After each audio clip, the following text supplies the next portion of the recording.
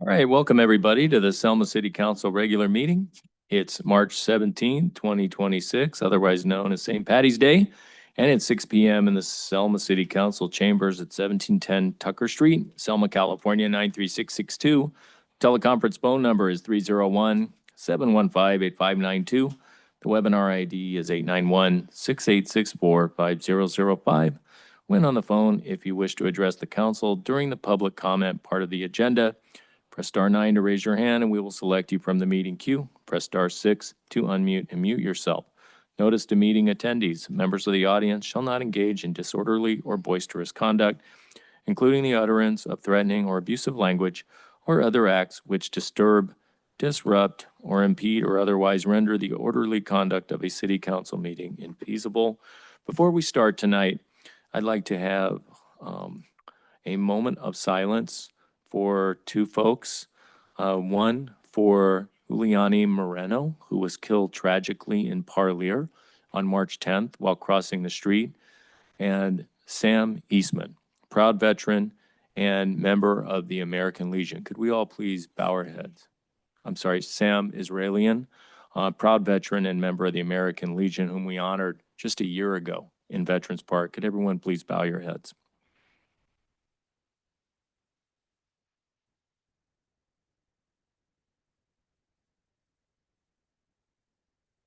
Thank you for that moment of silence. And now we'll move on to our invocation. Minister Leonela Robles, representing Iglesia Antioquia, is here tonight. Welcome.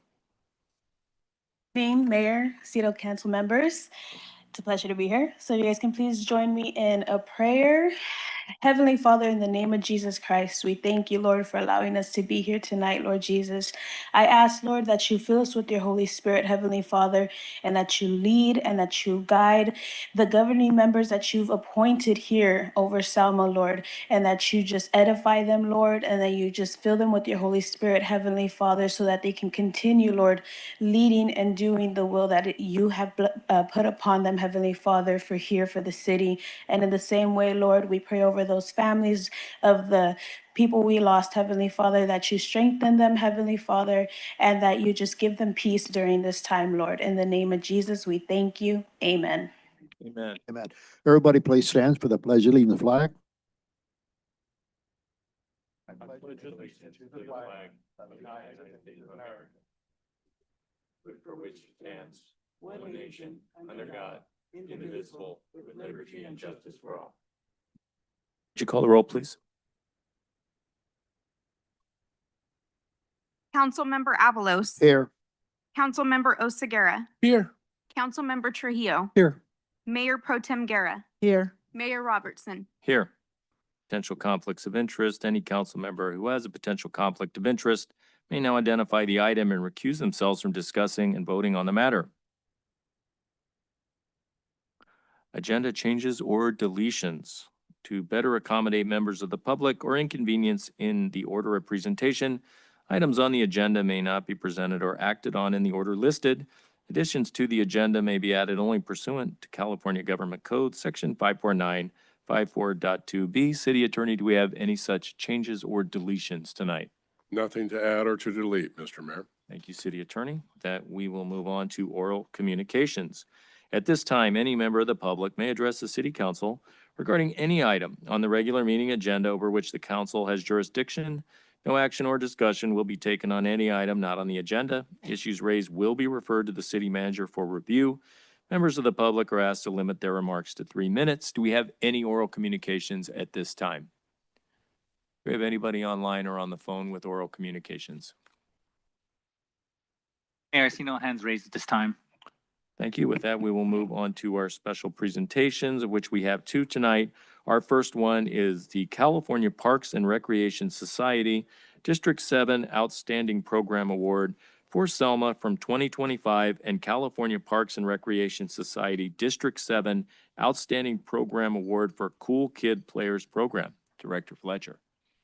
Yes, good evening, Mayor and members of the council. It is my honor to have our department staff here today in front of you guys all. being recognized for the hard work that they put in and day out into our community. And so through the California Parks and Recreation Society, we are part of District 7. So District 7 ranges everywhere from Madera to Kings to Tulare to Fresno, and then I believe that's kind of the gist of it. And so we're kind of a wide range of communities that all come together and volunteer on this District 7 board. And so we attended a dinner last month, and we were recognized for two different awards, two different outstanding program awards that were a competitive process for us. And so it is an honor tonight to receive these awards and show you guys the hard work that our staff has been putting into this. And so the first award that we did receive was the Outstanding Program Award for our first ever senior prom. And so I wanted to congratulate staff and acknowledge our staff and present this to our staff today. And we actually have our prom king and queen here with us tonight as Right. well. And so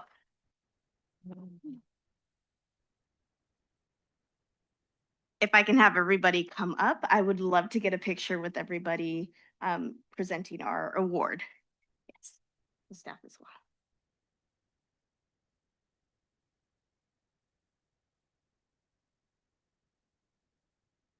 Do you guys want to come up here and we'll take a picture? And I was at the senior prom and the prom king and queen did a great job.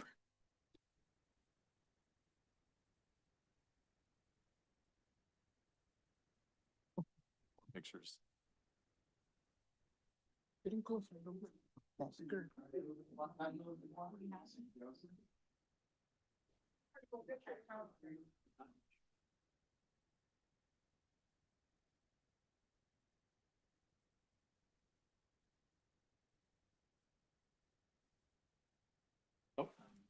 Oh, here we go. Hold on, Chrissy. Hold on. Prom is coming.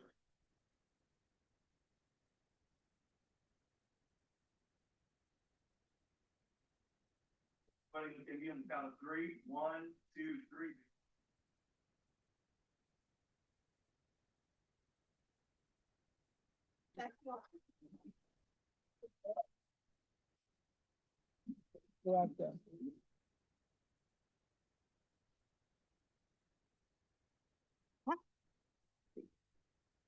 If you would like to say something, go right ahead. I appreciate the seniors workers here. I'm gonna cry. I never had a prom. And thanks to them, today I feel so proud and happy. They made our day and our night and a memory that we'll never forget. And I say thank you because they worked so hard and made it so beautiful that I had never seen nothing like that before. Thank you.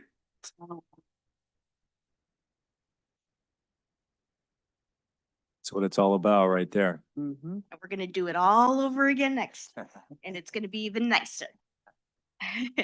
The second award, I would love to present to both Nicola and Sammy for all the hard work that they do with the Cool Kids Players program over at the Selma Arts Center. So this last show, they had so many kids, they had to divide their cast into 3 different Great. performances. And so that is, quite just quite an honor to be able to provide art and culture to our community and the neighboring communities that we serve as well. And so thank you guys for all your hard work and your dedication. And I know that some of the other volunteers may have not been able to be here tonight, but they are just as important to our program. And so I thank you. And so this is for you guys. Yes.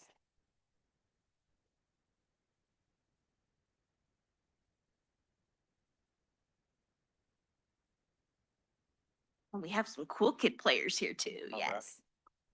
And our head of our CKP parent club is here. And the head of the CKP Parent Club. Thank you for coming.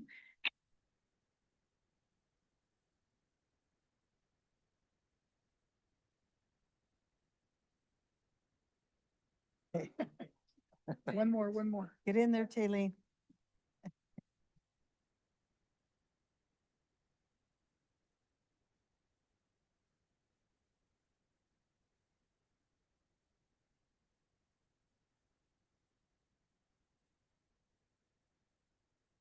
Got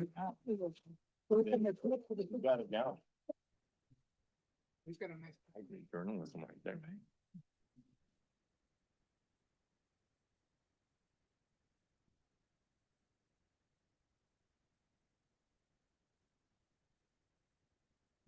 All right, congratulations to these great groups, making Selma proud. Thank you.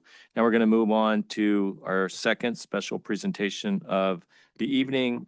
This is going to be an informational presentation regarding potential Measure C replacement measures from Fix Our Roads and Better Roads, Safe Streets. City Manager? Yes, thank you. Two presentations tonight. These are both citizen initiatives to potentially replace Measure C. And so we have both of those initiatives here to present tonight. And we'll go ahead and start with Better Roads, Safe Streets. And if we can have them do their presentation and then ask questions afterwards. Sounds good. Come on up.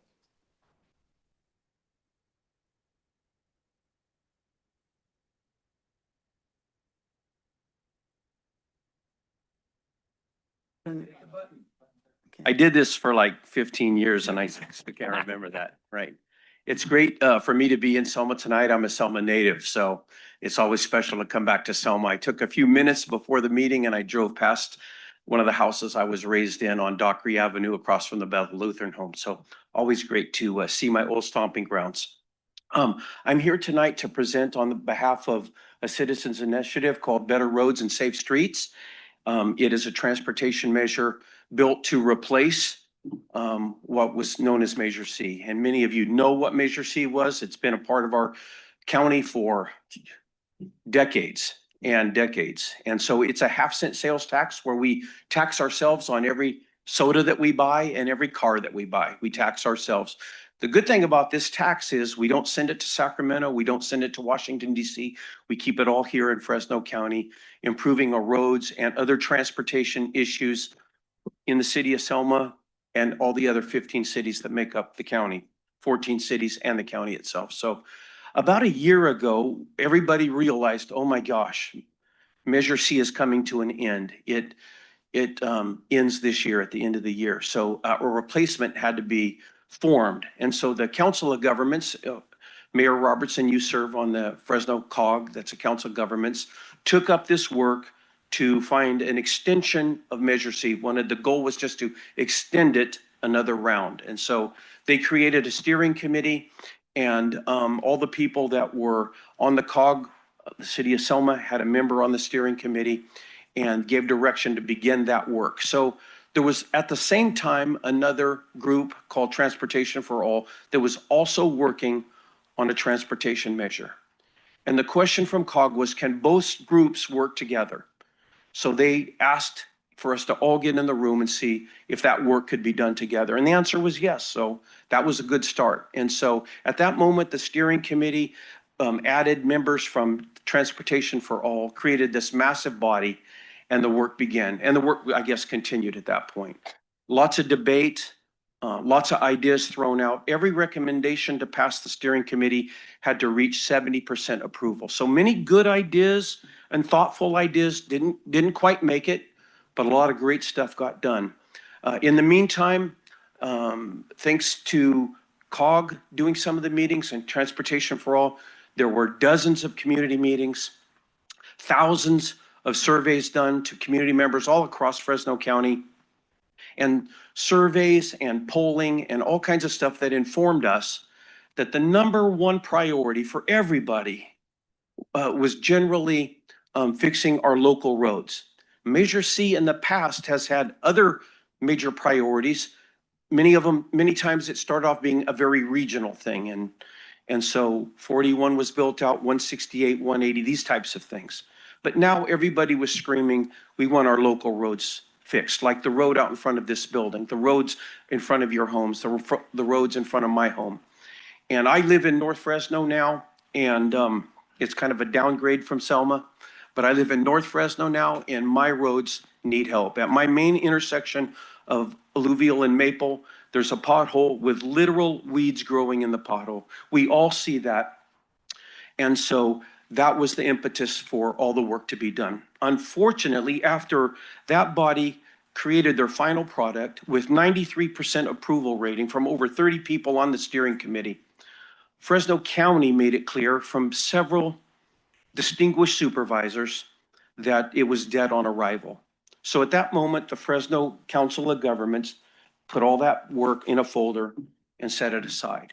And if anything was going to continue to improve our roads and other transportation issues in our county, it was going to have to be taken up by citizens. And so that's when our work began. So we took that work, and it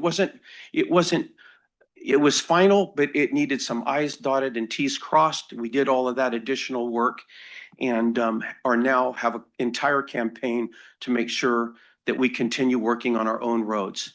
And so that is what I'm here tonight representing, that campaign. And it's called Better Roads and Safe Streets. And to any of your citizens that want to learn more about it, we're simply betterroadsandsafestreets.com. You can find the entire plan there. Anybody can read it. Anybody can submit questions, statements, concerns. It's entirely there. We're a very well-funded campaign. We're in the field right now, gathering signatures on a daily basis. We are taking this very seriously.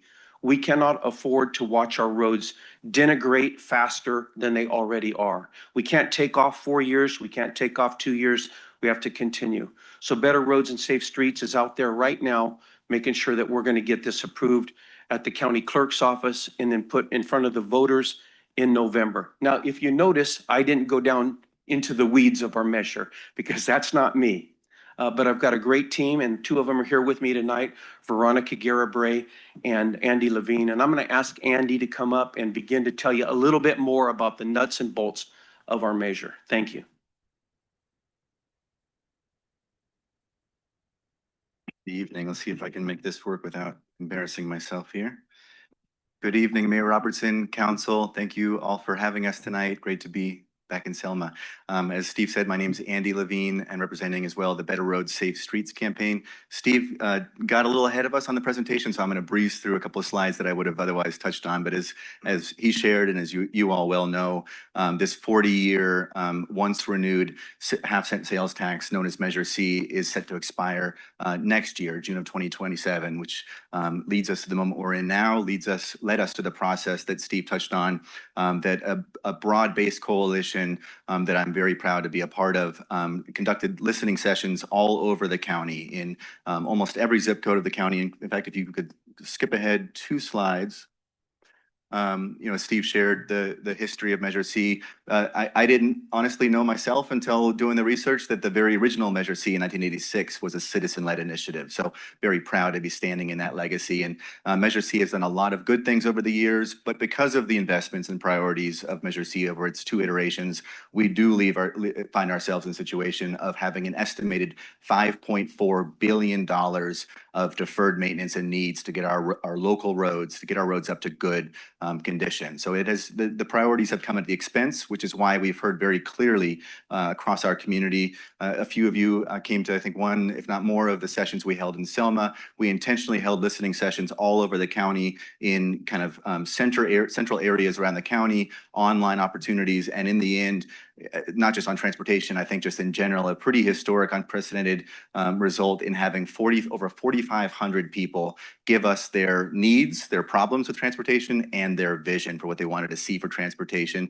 And despite it having 34 meetings in town halls, representing 72, almost all zip codes of Fresno County, it was actually pretty powerful and telling that we heard almost across the board the same things, the same top priorities as Steve shared. If you can go to the next slide, we heard a number of priorities, but overwhelmingly, and why you'll see in our expenditure plan, in our overall plan, overwhelmingly, the response was fix the roads in front of me, fix the roads in front of my home, in front of my school, in front of my job, help me get to the places I need to get to without having to have potholes, without having to have other issues. Again, that's not by accident. It's because of a reflection of the priorities the last 40 years. So people were loud and clear and really universal in, we want the priority to be on our local roads.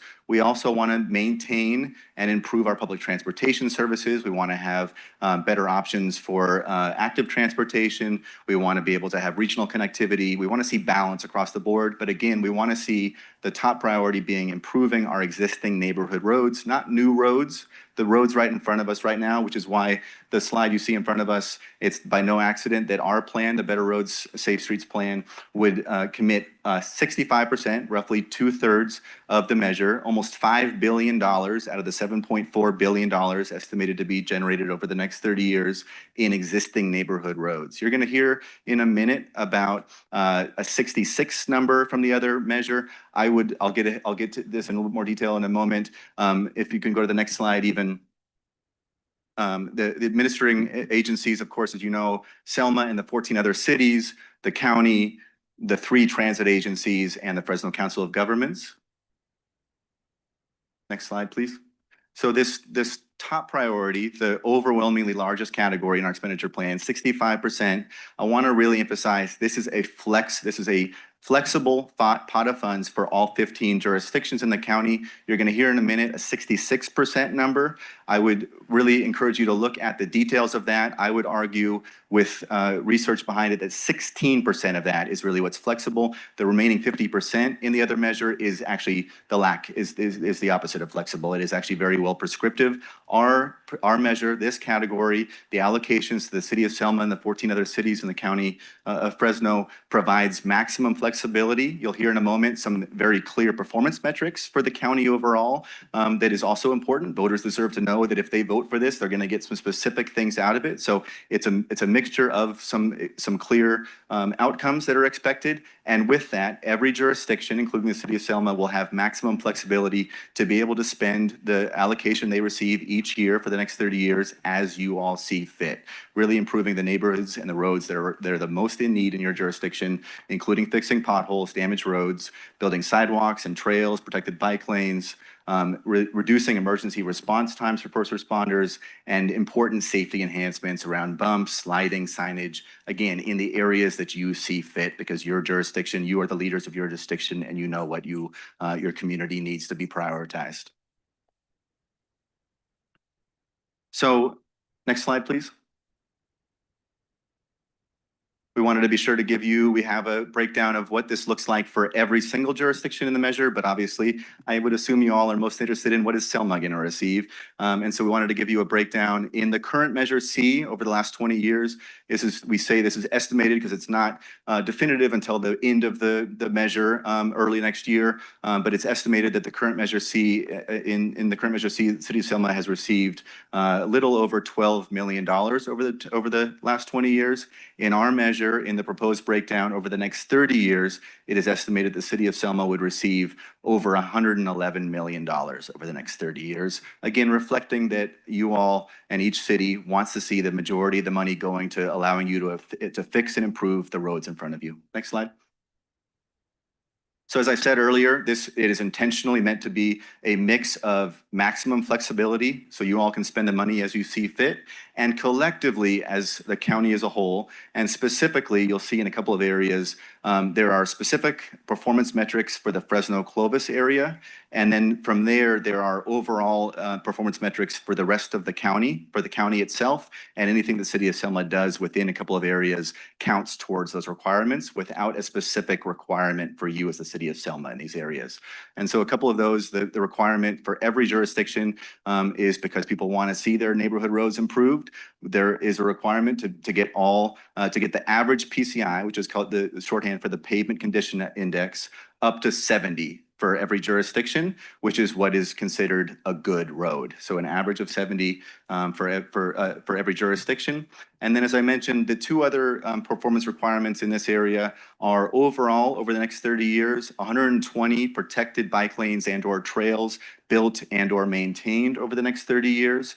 The way this breaks down is the Fresno Clovis area would be responsible for 84 miles, and the rest of the county would be responsible for 36 miles, again, of Class 1, Class 4 protected bike lanes and trails.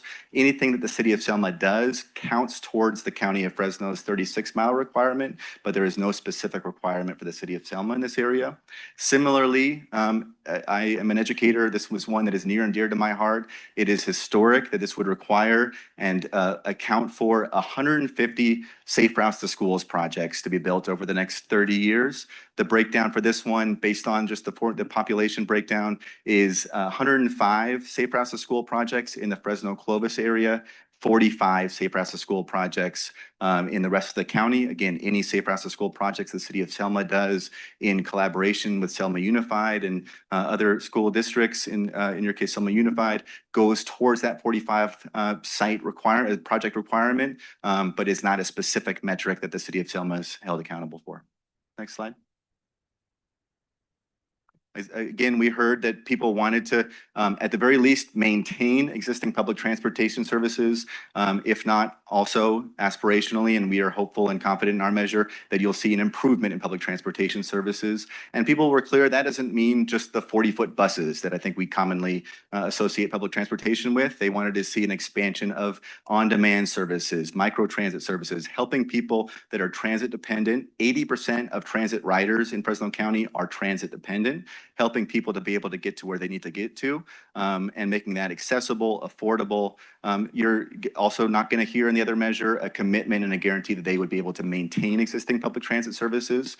Ours would lead to a maintenance and an improvement of public transportation services, requiring all three transit agencies to develop a public transit improvement plan by 2029 and 6 very specific performance metrics and requirements on improving public transportation services, as well as keeping fares low and in fact free for special populations I'll get to in a moment, for seniors 62 and older, people with disabilities, students, children, veterans, and active military personnel, which people were very clear they wanted to see public transit maintained and affordable for those specific populations. So that's why we have commitments and plans in our measure around those very same things. Slide. This one is a combination of, this is where we have the guaranteed free fares for those special populations. Again, seniors 62 and older, people with disabilities, children, students, veterans, and active military, as well as a competitive pot around innovation, around the future of transportation, that some of which we know of, some of which this is a 30-year measure. Technology is advancing very quickly. There will be a competitive pot of funds to be able to have jurisdictions access funding in these areas. Next slide. People also wanted to make sure there was, even though there is intentionally and rightly and loud and clear, people told us they wanted this, a commitment and a prioritization to local existing neighborhood roads. There is still a commitment and investment in regional connectivity, helping people to still be able to get from city to city and across the county, and allowing, again, enough funding for the ability to match funding and to be able to secure the funding we need to continue to expand our regional projects over the next 30 years. So you'll see in there some of those things that would allow for in this category. Next slide. And I apologize, I don't want to take up your entire night. I'm trying to breeze through the rest of this presentation a little bit here for you. As is with the current measure, administration category to allow, people were also very clear. They wanted to see accountability. They wanted to see oversight. They wanted to make sure that the money, if they vote yes on this, that the money is going to be spent the way that is intended. And so there's very clear accountability metrics in here around a citizen oversight committee. Any suspected misuse of funds are to be referred to the district attorney and the attorney general, required annual audits, but also the Council of Governments to provide assistance for some of the smaller cities to do some of those things. We recognize that not everyone has the same capacity around some of these things, and so making sure we're providing support and accountability, because again, people want to make sure that this is, as Steve mentioned, this is a local tax. This is a tax that doesn't go anywhere but the Fresno County, doesn't go to the state or anywhere else. People want to know that it's being spent in the ways that it intended. So we've allowed for 1% of the plan, roughly $74 million over 30 years would be invested in the staffing and other components needed to make sure that there's clear rules, public oversight, and accountability in our measure. Next slide. And again, this is a kind of a breakdown of the clear reporting and performance metrics and requirements in our measure. Annual financial audits required by 2029 and every 5 years therein. Updates on active transportation, safe routes to schools, public transit, the PCI for every jurisdiction, local hiring goals, complete streets in disadvantaged unincorporated communities. You're also not going to hear from the other side a commitment to specific metrics in these areas. In fact, when it comes to trails and bike lanes, from what we've read, the only ability for jurisdictions to be able to build bike lanes and trails in the other measure would only come after they've received a match up front to be able to do so. So ours both allows for active transportation active transportation projects and has very clear metrics around these areas. Comprehensive review every 10 years, the ability, again, a 30-year measure, there are things that are going to change over the next 30 years. And so it comes with an expectation that every 10 years there is the opportunity and need to review this plan with community input and the guidance and oversight of elected officials across our county. That's all for that slide. And as Steve said, we invite you to learn a lot more. We have the full text of the initiative on our website, as well as people that are supporting our plan. We just last night, I'm excited to share, we got the support officially of the City of Clovis's City Council. We're building support every day from elected officials, agencies, community groups, all over the county that are excited about this plan, are signing our petition. I would say the 4,500+ people that gave their input and opinion on what they wanted to see for transportation in our process over the last year. That's not just good policy, which it is. That means that we actually are really building out what people need, but it's actually good politics, I would say. It is, there's a reason why people are really eager to sign the petition and eager to walk for us, eager to make sure that we get this passed in November, because this is a community built and informed plan. So I invite you to learn a lot more about the measure and the campaign and stay involved. If you want to sign the petition, you can get all that information at betterroadssafestreets.com. Thank you very Great. much. Thank you for your presentation very much. If you want to stay up there, we'll open it up to the council. If the council has any questions. And I'm so sorry, Mayor. I meant to ask, are you going to allow for public comment after the two presentations? We We sure have a are. couple We're going to do it people. right now, then we'll allow for it at the end of both presentations. Council have any questions for Mr. Levine or Mr. Brownell or Ms. Garabay Yeah, this time? yeah. On this particular measure, I was reading it. Now, who would be responsible? Well, you said these entities here, these public, I want to say committees, I guess I'm assuming policy people. Yes. I mean, the other issue on that particular committees, do they have experience on this field? Like, because I didn't see, when I was on your presentation, I didn't see the Transit Authority being a part of that. So the administrative agency in our measure is the President Council of Governments. Yeah. That puts us in line, frankly, with, I think, the vast majority, if not all, other self-help measure. In this But I case, mean- our Measure C across the state. Yeah. That is common practice. And really what I would say, and this is just my opinion on this, one other benefit and advantage of that, one, it's less bureaucracy. We should actually have one streamlined authority for this to go through. And the COG, different from the current administrating agency, FCTA, the COG guarantees representation of every single city and the county through the COG Policy Board. So to guarantee that the City of Selma continues to have a direct say and oversight over the measure. And to your question, Councilmember Avalos, our measure also continues the Citizen Oversight Committee that is in the current Measure C to Okay, have that on that representation as note, well. on this oversight committee, are they be paid staff or volunteers? It's a combination. It's a, those I are, mean, will there be that's the other issue I'm gonna ask you there. Sure. Okay, on these paid, what are you looking at, these salaries? I'm sorry, paid for, Paid staff, what are you looking at? How many people you're looking at to operate this measure as far as if it goes into play? so it wouldn't be new staff per se, it's the staff from the Council of Governments. In other words, you wouldn't, how would I say, you wouldn't be, working together, you'll be, what I'm looking at, it looks like you're creating a separate entity, on this measure. So, yeah, thank you for the question. This is really streamlining. It's streamlined, but at the same time, I don't see, the plan as far as expansion of roads or freeways, just bike lanes and,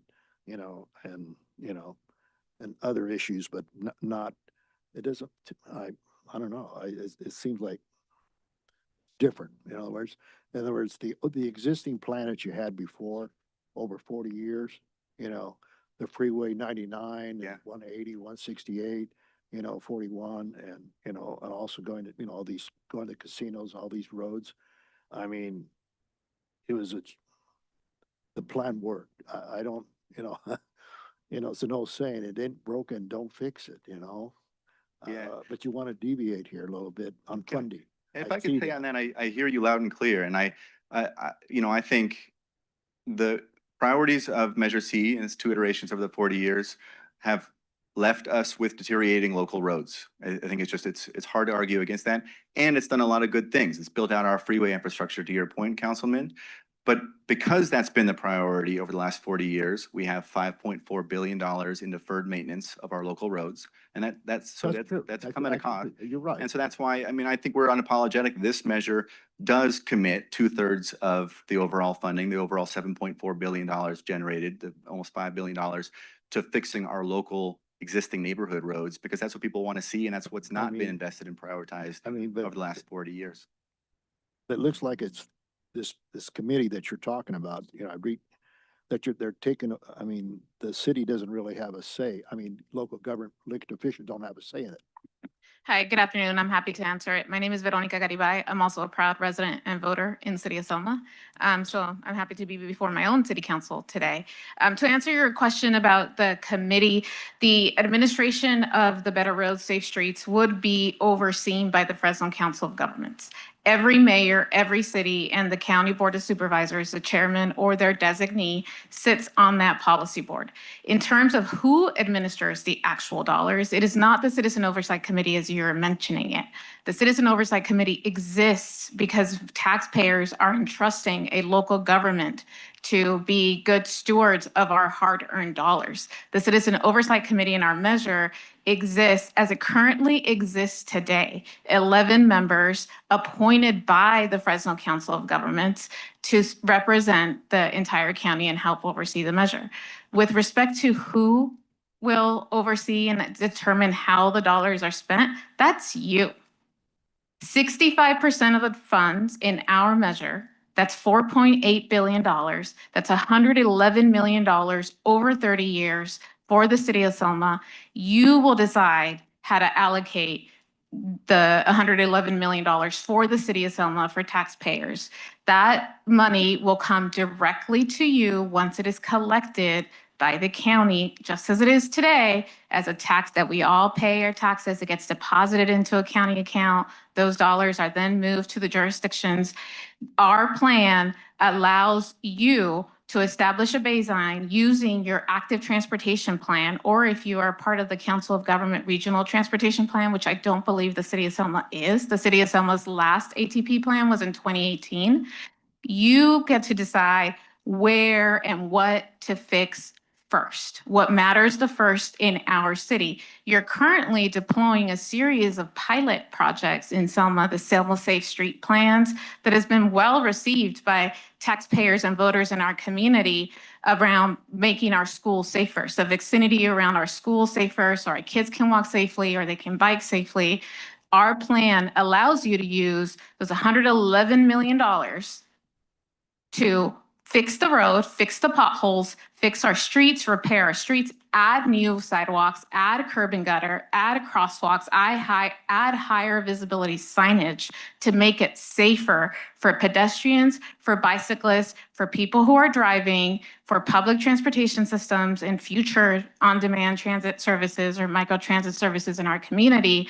You decide that. You develop the plan, you update. That's 65% of the pot. 25% of the pot goes to the 3 transit agencies in the same way that it does today. That is the Clovis Transit Agency, the Fresno Area Express Agency, and the Fresno County Rural Transportation Services. They provide transportation to the city of Selma today. That's the 25%. Then there's 5% for the regional connectivity project. That category, unlike other projects, unlike the previous measures, is an open solicitation, which allows the city of Selma through a public process to make a case for projects of regional significance that will benefit and connect us to the rest of the county through a public process where the projects are ultimately selected by the Fresno Council of Governments, the mayors that sit on that board. That gives our direct representative the opportunity to fight for Selma in that seat and make sure we get our fair share. Then there's 4% of the category that is that pot of funding provides zero fares for people with disabilities in our community, and it reduces the age to 62 and up. So our seniors 62 and up can ride at no cost. People with disabilities can ride at no cost. Our students can ride at no cost. Wouldn't it be great if our students in Selma could get to Fresno State at no cost and not have to worry about transportation? So the reason why I'm going through this, and then the rest of the funds in that category are a competitive process. So our staff, your city managers, our public works staff can compete for funding for projects that are important for Selma and apply for that. And the Fresno Council of Governments, again, the mayors who sit on that board get to decide where those dollars go through a competitive public process. And that makes sure that there is transparency, that we are accountable to taxpayers, and that every taxpayer knows where every single dollar has gone. If you ask the Fresno Council of Governments or the Fresno County Transportation Authority today, show me where every dollar has gone in the last 40 years, they cannot do that. They can tell you the big projects that the measure has funded over time, but they won't be able to give you the details. Our measure requires a public database, so if anybody in our community wants to see the progress on projects and how every dollar has been spent, the public will be able to see that, and that's important to taxpayers. So I wanted to raise that because it's really Can important. we let some other people have input, please? Thank you. Yep. Did council have any other questions? Did anybody from the public have any questions about the first presentation tonight? Okay, anybody online or on the phone with questions about better roads, safe streets before we move on to the second presentation, and then we'll have questions again. Mayor, I see no hands raised at this time. Yep, go ahead. My name is Nick. Just have a questions on these public, the better roads and safe street. $111 million, not gonna do that much compared to 40 years ago, 1986, when they started this 40 years. And now they're doing it again, same thing. That cost of living and everything has gone so much up. This with the 111 million, our population back in 1986 was 10,000. Now it's at 25,000. And this money, what they are talking about is not going to do that many roads, in my knowledge. And I think I wish that government could increase that, the half cents to something else to be have more roads get repaired. Our roads are so much broken here in the city of Selma, and I don't think the 111 million is going to go that far next 40 years. That's going to be very, very small fixing roads. That's my just. Great. Thank you for that. Mayor, I will say that breaks down to about 3.7 million per year, which is about 2 million more than what the city currently receives under the existing Measure C. Thank you. Hi, Teresa Salas. I think what Councilman Avalos was referring to was Measure C now funds big projects, like he said, the highway, the freeways, 41, 180. I think it falls under regional connectivity here. There's a drop in the bucket compared to, yes, we're gonna fix our local streets, but we need to be able to have that transportation, have the streets, have the freeways that connect the whole county. And I don't see that in this proposal, that kind of money that we need to finish 41 or take these bigger streets out to the outlying communities where right now they're little 2-lane roads or whatever. I'd like to see some of those expanded to make that process easier, the transportation between communities, not just in our community. Definitely a difference. Thank you. Okay, if no one else has any other issues, we will move on to our second presentation, and then we will, of course, have public comment at the end of this presentation as well.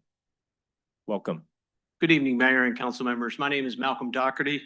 In the private sector for a consultant over the last 3 years in the transportation business with leadership roles in California and nationally. And prior to that, was in the public sector, worked for Caltrans for 26 years, was the statewide director for 7 years, and actually the Caltrans District 6 director prior to that, which covers Madera County down to Kern County. With me is Georgina Vivian. She's the president of VRPA Technologies, representing the Fix Our Roads. You're going to recognize a lot of commonalities between these two presentations, starting with we both think Measure C is very, very important to the county of Fresno. It has been for 40 years. I won't repeat what was said about the others, but I'll add a couple of data points.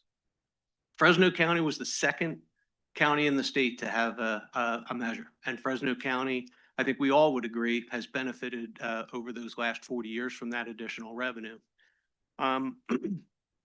There are three things that we always say about the local sales tax measures that we get. We get additional funding that we control here in Fresno County. That local control allows us to select the projects. And then lastly, that local money gets to leverage statewide money. So let me talk about some of the differences that you will see. And I do have too many slides. The good news is you have those slides and the audience has access to those slides. So I will move through the slides very, very quickly. But some differences that you can listen for is we're proposing a 20-year measure as opposed to a 30-year measure. We don't think it's appropriate to levy that long of a tax, which it is. It's an existing tax. It's not an increase, as was stated. But we don't know what the transportation needs, the transportation system, the availability of technologies are going to be 30 years from now. The last two measures successful in Fresno County have been 20 years. We think 20 years is the appropriate amount. It's less of a tax burden at this time. And we think it's a long enough horizon to be able to make meaningful investments in the Fresno County transportation system, urban and rural. Another difference that you will see between the two proposals is the regional connectivity. We have a significant investment in regional connectivity, which is really not non-existent in the other measure, and we think that that's important. I will give you a little bit more detail on that. That connectivity money is where you get the leverage of those dollars with the state and national. In the last 40 years, we have leveraged our dollars for an additional $8 billion on the regional programs. The other money comes by formula for taking care of potholes. They're very important dollars at the state level, at the local level, at the federal level. But it's those regional connectivity projects that leverage federal dollars, and we have gained $8 billion in Fresno County through that process. There is a big difference between the two proposals. Transit investment, we basically hold transit where it's at. It continues to grow as escalation of costs, but it's essentially status quo for this year. The first thing we want is a reevaluation of transit. We need to improve the way we are doing transit. We all think transit is important. We all know transit is important. There are transit dependent. There are people who elect to ride transit. We want more people to elect to ride transit, but we're not doing it right now. 2% of the population rides transit right now. That hasn't changed for a decade. We need to do it smarter. First thing we do is reimagine transit. And we also evaluate the opportunities in consolidating the transit agencies. That's another significant difference between the two proposals. And then accountability. We all want accountability. They spoke about accountability. I'll speak about accountability. The major difference in that accountability is we maintain the existence of the Fresno County Transportation Authority, along with working with the Fresno Council of Governments, along with the oversight committees, public oversight committees, and those things. We think that it's important to maintain the existing of Fresno County Transportation Authority.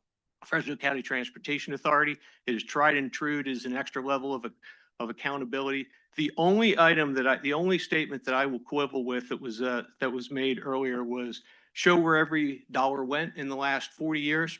Oh, I think we can show where every dollar went. We can actually also show what every dollar leveraged and brought into our communities. It's the only item that I would quiver with. All right, let me try to move quickly through these slides. So a lot of information in here because it's also your takeaway so that you can go back and look at that additional information. Again, if you could go to the next slide, please. Again, the importance of Measure C, we've talked about that very collectively between the two groups. The next slide. This is the detail about the additional $8 billion that's been leveraged in the local transportation improvements over the past 40 years. All of that leverage is from the regional connectivity program. We used to call it the regional program, but it's the major roads program that's listed in here. Next slide, please. Again, critical mandate to continue local funding. We all agree that Measure C has been essential for our benefit to our communities in the county and each of the cities over the last 40 years. We continue that, and again, obtaining matching funds and that multiplier of those dollars is a key differential and it has played to our advantage in the past. Next slide. These are some of the individuals that are, next slide, please, that were on the steering committee, and there's a lot of experience in here. Retired FCTA, retired Fresno COG, retired Caltrans, local professionals, county supervisor. Again, these folks built the plan off of the 2022 Measure C that went out to the public, garnered 58% support. Doing a public initiative requires 2/3, and so it did not pass. We're all here because we know how important Measure C is. We just have a different perspective of how that Measure C should be extended. And these are the professionals that we utilize to look into the 2022 plan to try to improve upon it and respond to 2 surveys that were done back in 2022 and 2025 by FCTA and Fresno COG. And we reacted to those surveys to be able to update the 2022 plan to the plan that you have now. Next slide, please. Again, a key statement for all measures around the state is promises made, promises kept. And that's why the first measure was extended in 2006, because they saw what was completed. They saw what was promised to them if we passed it in 1986, and they said, I'll do that again. And they gave them another list of projects, and they said, if you vote for this in 2006, we promised to deliver those projects, and we did. And now we're here. This initiative does have a regional program. It does have major improvements to the transportation system, the highway system, which, by the way, the buses use. And there is a list of projects that's clearly articulated in Tier 1 and Tier 2 for rural and urban projects. Promises made, if it passes, promises will be kept. And we have 2 iterations of the Measure C to show that we will follow through with those commitments. Fresno COG, Fresno County Transportation Authority, and all of us will follow through with those commitments that are made. Next slide, please. And this is basically the blueprint for the Fresno's needs, Fresno County's needs. Targeted priority, focused on better roads. We agree that the road condition is the highest priority for most people in Fresno County and the cities. Disciplined timeline, we think 20 years is more fiscally prudent at this time. The 8-time financial magnifier when we use regional programs, and then voter protections built with rock solid citizen oversight and accountability, and that comes from Fresno COG, FCTA, and the citizens oversight. Next slide, please. It's a very simplistic chart of how our measure breaks down. 82% for fixed local road programs and 18% for transit reimagined. This is one of the glaring differences between ours. They had 25% for transit. If you go into the 82%, there's 50% directly to repairing road repair, and then another 16% for local transportation, which allows flexibility within that 16% to invest in the pavement condition, but then other items, which I will elaborate on. And then the other 16% is the regional program, the major roads program, and that comes up to 82%. So the major difference is 16% for a regional program for us versus 5% for the other program. Next slide, please. This is where we break down the 50% for the road repairs and then the additional 16%. I think there was a comment about what that 16% can and can't be used for. Additional road repairs, sidewalks, better access for people with disabilities, bike, pedestrian, and trails systems projects, public transit services, congestion relief projects, and safety improvement projects. That 16% has that flexibility based on your priorities.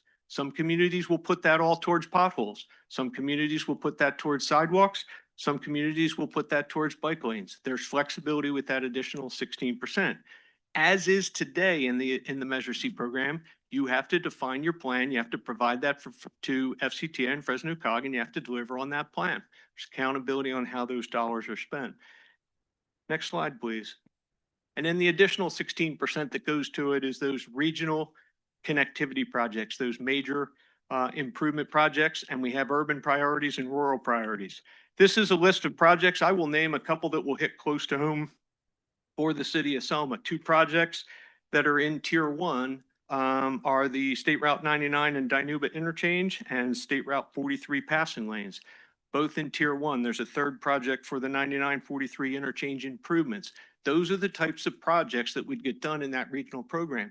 Those are the types of projects that may cost $80 million, and we may spend $20 million of Measure C dollars and go get competitive dollars from the state or even get federal grants to augment that $20 million. And we build an $80 million with $20 million worth of local dollars. These are your projects. These are the projects that the cities and the county built through the Measure program, and they were in the 2022 plan. Next slide, please. I also won't spend too much time on this. You will get a QR code at the end. You can look it up on the program. This is a list of the projects in the actual locale of those major street improvements for the urban projects. Next slide. Major streets and improvements projects for the rural setting and where those projects are. These are all on our website, and the list of projects is available to you. And we will also, again, there'll be a QR code at the end of the presentation for you to reference. Next slide. Any major improvements, say in the Fresno metropolitan area, are not automatically highway widening projects. We have invested quite a bit in the expansion of our highway system. The first thing we need to do is maximize the operations of those freeway systems by making strategic improvements, not just widening them. And that's the Smart Corridor program for the major corridors throughout the county. 41, 99, 168, and 180 will be treated as smart corridors, and priority will be given to operational improvements before we get into any capacity expansion. And then the question will raise, what is that capacity expansion? Is it a general purpose lane? Is it a bus lane?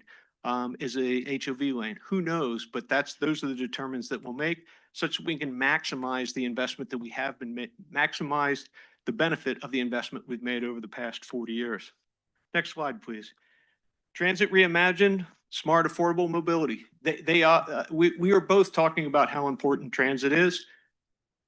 It's hard to direct 25% of these dollars to transit when we're not getting the benefit out of the existing system that we need to get out of the existing system. We need to make transit work better for the user of the transit system and before we make additional investments. And we want to make sure that we maximize that opportunity to study how transit is being used. Next slide, please. Two competing visions. One, we both agree that Measure C is important and vital to the state, to the county of Fresno. We have a different way of going about it. And I outlined those major differences as to how we would accomplish that. Next slide. On this, we talked about our circles on the left, theirs on the right. I will say that we adjusted theirs for apples to apples comparison to a 20-year version, and that's based off of what the annual allocation would be. And I invite them to fact check it and update it if there's anything incorrect on there. But that one thing I want to draw to your attention is we compared them 20 year to 20 years so that you could see what it would be. But you can see the different investments between ours and their proposal. Next slide. Again, the numbers. Everybody's very interested in the numbers. Every city and the county will get more money for roads in our proposal. That's the punchline. Next slide, please.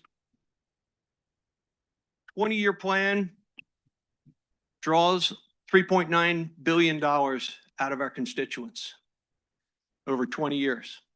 A 30-year plan draws $7.3 billion out of our constituents. And I think strives for a horizon that we can't predict. And so we think a 20-year plan is the appropriate way to go. It's the proper horizon, and it's fiscally responsible. Next slide, please. The regional program and the major program allows for us to address any congestion issues that we have on our highways or our local roads. The other transportation initiative really limits the ability to address congestion in their plan by design. And if you are going to address congestion, you do have requirements to meet before you're allowed to invest in that congestion relief. We think that road pavement condition is the highest priority.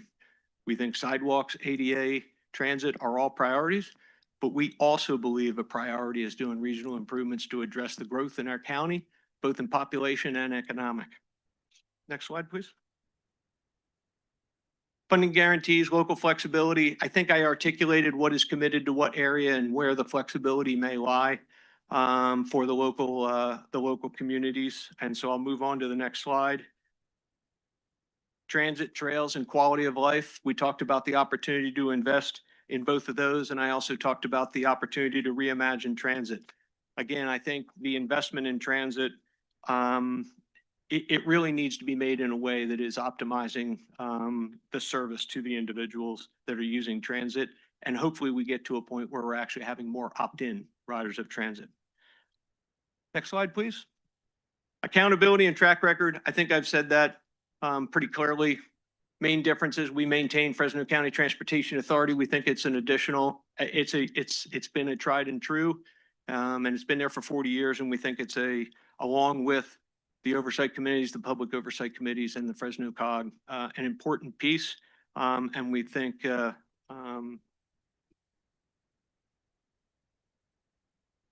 and the track record of the 40 years that we've talked about. Next slide.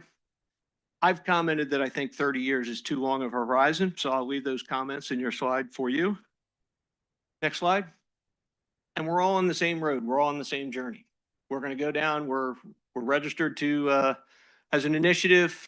We'll be raising money. We'll be collecting signatures. We'll be qualifying for the ballot, and then we'll be putting it on the ballot in the same timeline in November. And the Fresno County voters will have a choice as to what they want to invest in over the next 20 years or the next 30 years. Next slide. This is a slide just to call for interest of those who want to help. And there's different ways to do it. And requesting a petition, volunteering, contributing, and talking about it with your friends.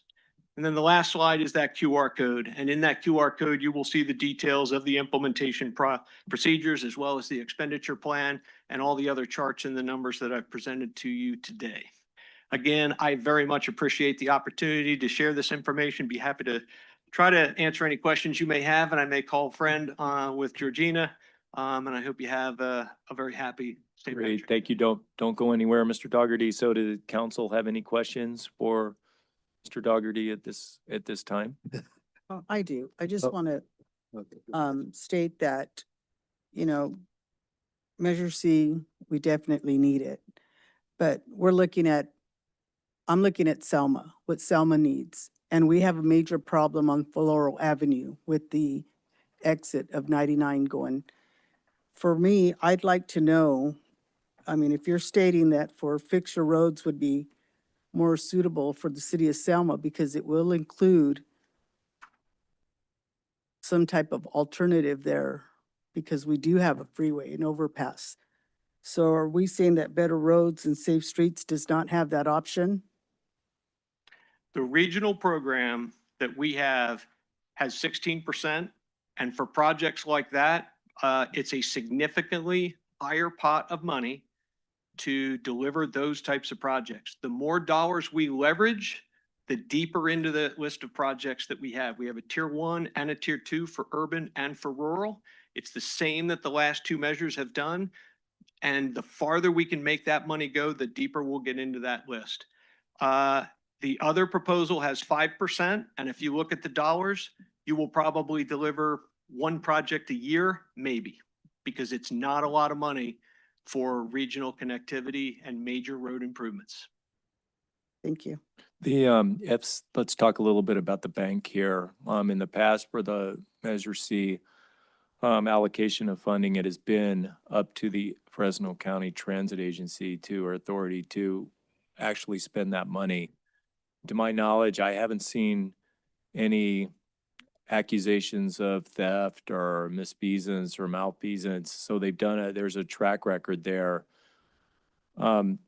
Your plan, just to reiterate, does it keep the FCTA as the distributor, and does the Better Roads Safe Streets that changes it to Fresno COG? I know you're not representing them. I'm going to ask them, but why would the FCTA be retained to be the overseer and distribution channel for those funds, those Measure C, tax measure funds? Yeah, thank you for that question.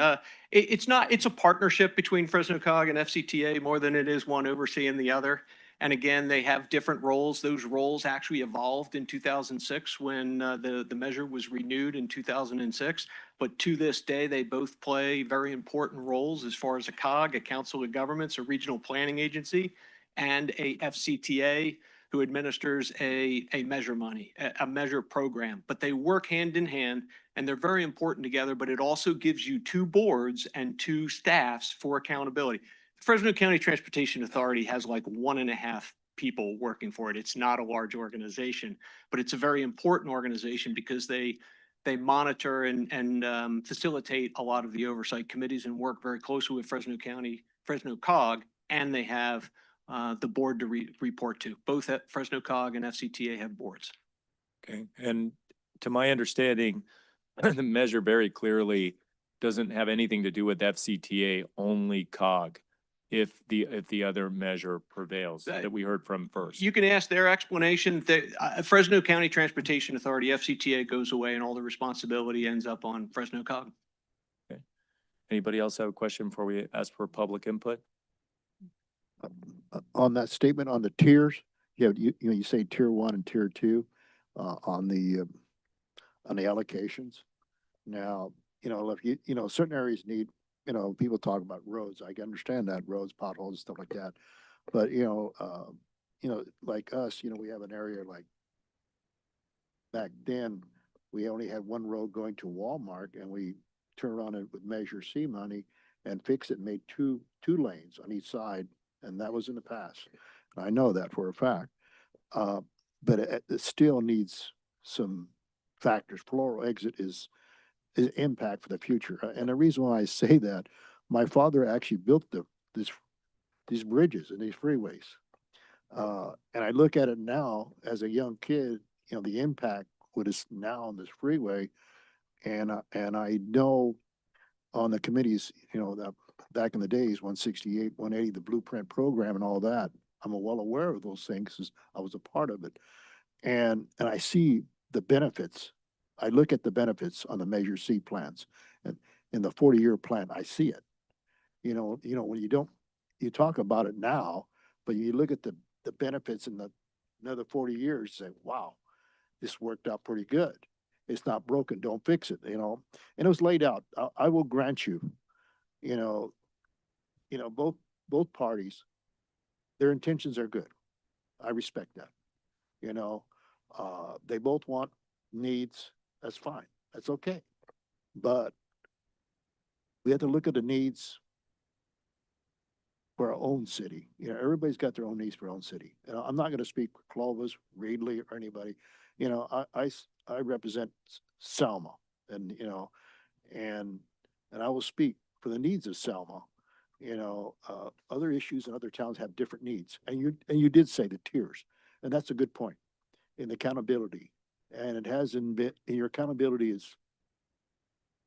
hasn't changed over the years. But I know the time frame is ending. It's time to renew it. I understand. I get it, and best of luck to both of you. Any public input on this one before we compare? Public input.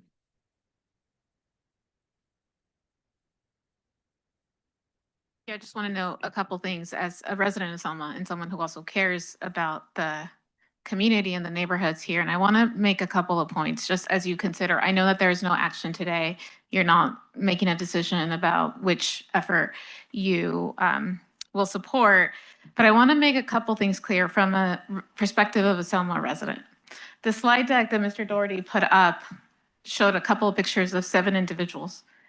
Fix Our Roads is a plan drafted by consultants for consultants. Read in the plan itself, it allows for up to 5% of the funds in program management enhancement fees for consultants. When you add that up, that's over 100 million for consultants.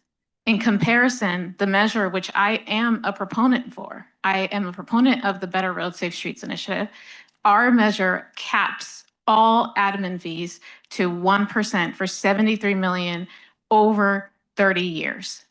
73 million over 30 years compared to over 100 million over 20 years in their measure. Consultants are driving this, and they're drafting that plan. Our plan does provide real flexibility. Their flexible program that they talked about, that 16% that's flexible that you could use for sidewalks, for safe routes to school, for projects, that is 16%. And what that means for Selma, that's $14 million over 20 years. You've currently received an estimated 12 million over the last 20 years. So I need you to really consider the interests of the City of Selma residents as you think about that. For any project, a bike lane, a pedestrian walkway, a safe routes to school project, the City of Selma would be required to obtain matching funds in order to use the local revenues to do that. That's in the plan, in the implementing guidelines of the plan that they have filed. The last thing, there's this big conversation around regional highways and the regional programs, and I want to emphasize one thing. Councilmember Guerra, you asked about the floral exit off of the 99. That project, if I understand it correctly, is in the Tier 2 list of the Fix Our Roads initiative. That plan also says that there is currently no funding for Tier 2. There is funding for Tier 1. So that project would not be on the list. Further, our measure continues a program that you currently pay into called the Regional Transportation Mitigation Fund. That means that new residential, commercial, and industrial development pays a fee according to a nexus study consistent with state and federal law. That pot has generated over, I want to say, someone can correct me, maybe Mr. Doherty can correct me on this, but over 100 million over the last 20 years in fees.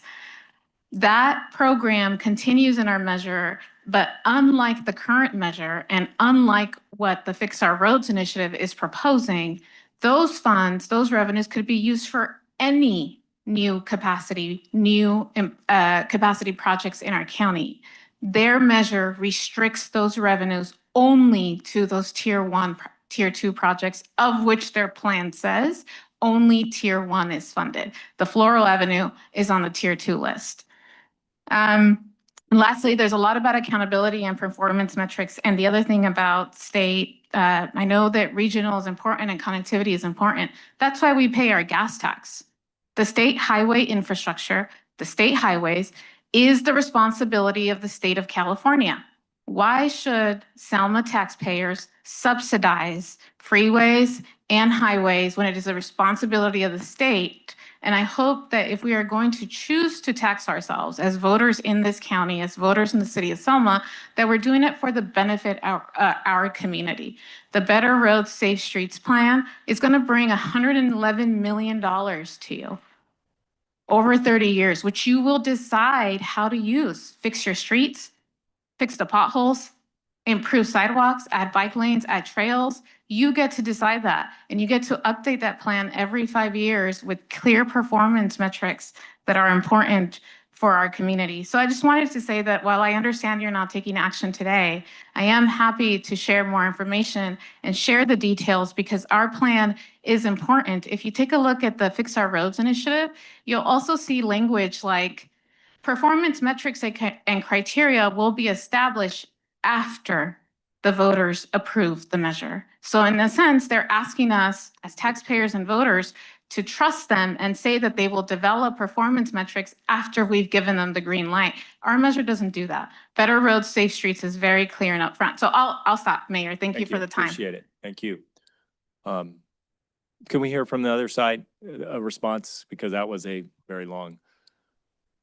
The only thing I really, our plan says on the active transportation and bike lanes that you'll aggressively pursue matching funds because there's such an opportunity on the state level but to my knowledge, there's not a requirement for for a 50% match on bike lanes. The other thing about the tier 1 and the tier 2, that goes back to promises made, promises kept. Every measure in the state outlines what they're going to build, and then the voter can say, I'll vote for that. And that's why there's a tier 1 and a tier 2.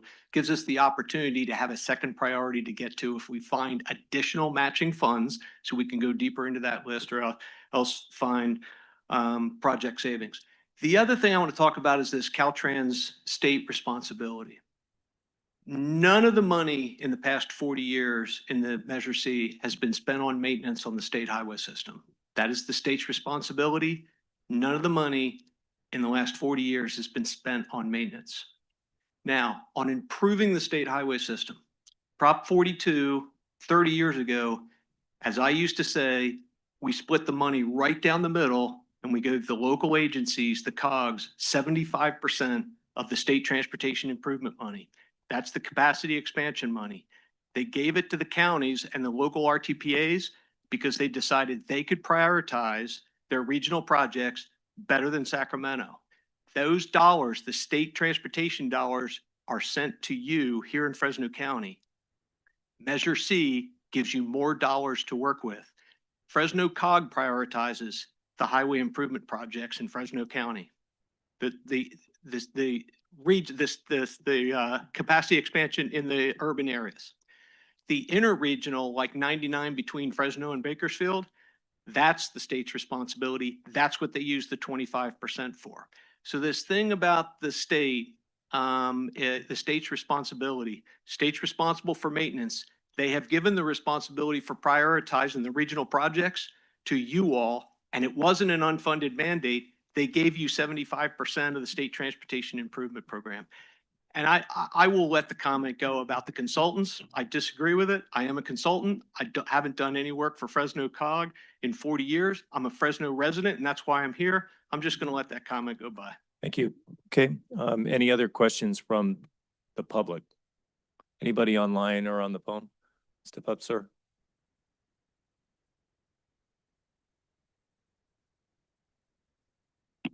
Good evening, everyone. My name is Mandeep Singh, 10013 South McCall Avenue. Since we are talking about better roads and safe streets, so we recently saw like Golden State Boulevard has been improved, but taking exit from Golden State on Front Street, it used to be very safe, but since it has been improved, taking exit, it's quite dangerous.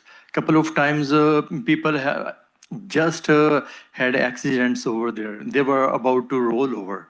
Even myself, when it was first built up, it was like taking exit was dangerous. So in winter, in foggy days, that place can be very dangerous. And for the people living in Selma, if they are driving, it can be unsafe. So since we are talking about better roads, can we think if the project which was developed, the Golden State Boulevard, which was improved, if any party has done this improvement, can they make it safer? That's my request. Thank you. Thank you. Appreciate your comments. Very important. These are all great comments. These are both good measures, but you look at the percentages we're hearing, we're one of the first few cities that we're getting this rollout contrast to. So I know a lot of other folks will be paying attention to tonight's meeting. Just want to make sure this is citizen driven and we get the citizen comments on this. I want to thank both sides of this for coming out tonight. Do you have a comment, ma'am? I have a question. Joyce Kaysen, Dinuba Avenue, Selma. I looked at a bunch of pictures and this stuff. I've listened to it. And I'm wondering, you know, our roads are a mess. And a bunch of these people, I saw their pictures.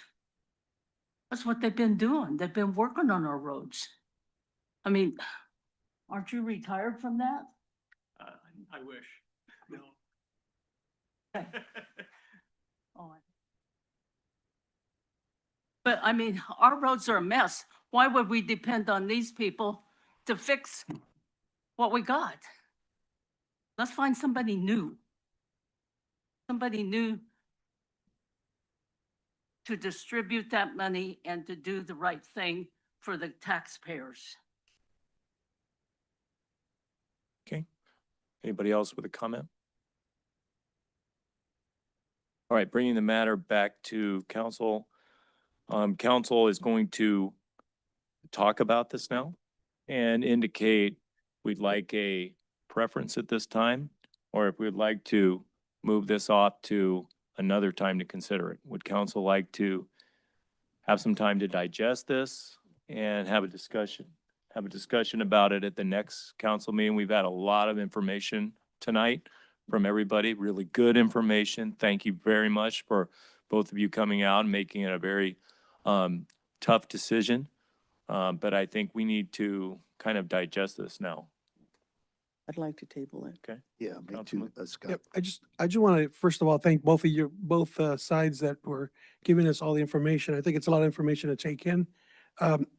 Basically, the biggest dilemma is going to be the confusion when you get to that ballot. Who's going to vote for what?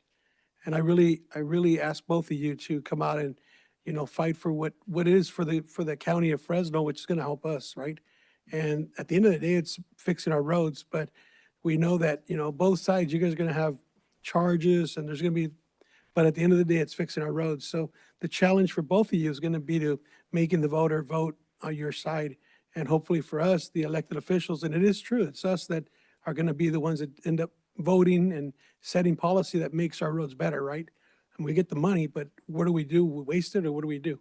So I congratulate both of you guys for having the spirit of coming up and presenting us well. But at the end of the day, we have to do our due diligence before we vote. Thank you. Great, thank you. All right, so consensus is to bring this back April 7th meeting. I think it's April 7th, first meeting of April. Next meeting. For direction from council on which one to approve or not approve. Sounds good. Council good with that? Okay, Thank you. thank you. Thank you again for coming out. Really appreciate it. Here, have a good evening. And then, Mayor, before we move on to the next part, I just have a little bit of house cleaning regarding the closed session that we had earlier. We didn't have staff in here for the recordation of the adjournment and the report out.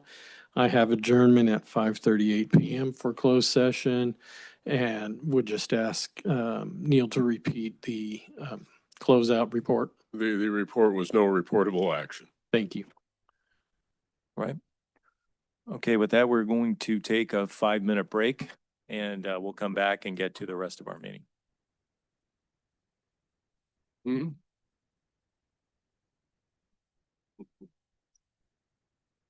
I just think, one of them's gotta go and just go away and let the other one go. Because it'll pass.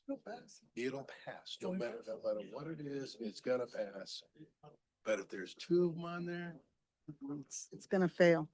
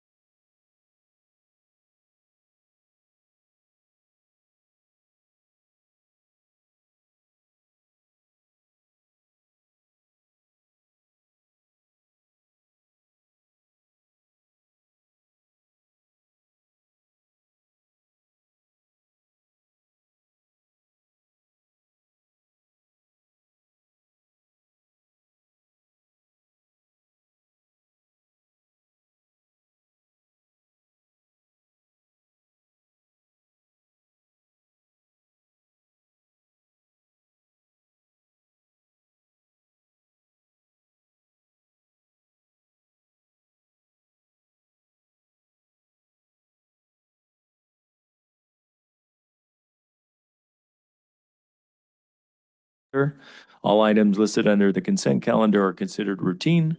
The complete consent calendar will be enacted by one motion by roll call vote.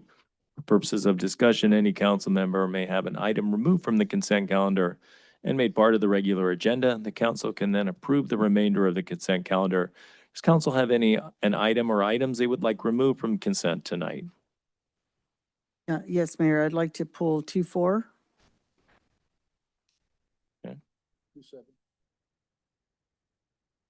Sorry, 2-7. Okay, and I'll pull item 2-2. Is there a motion to approve items 2-1, 2-3, 2-5, 2-6, and 2-8? I make a motion. Is there a second? I'll second. Call the roll, please.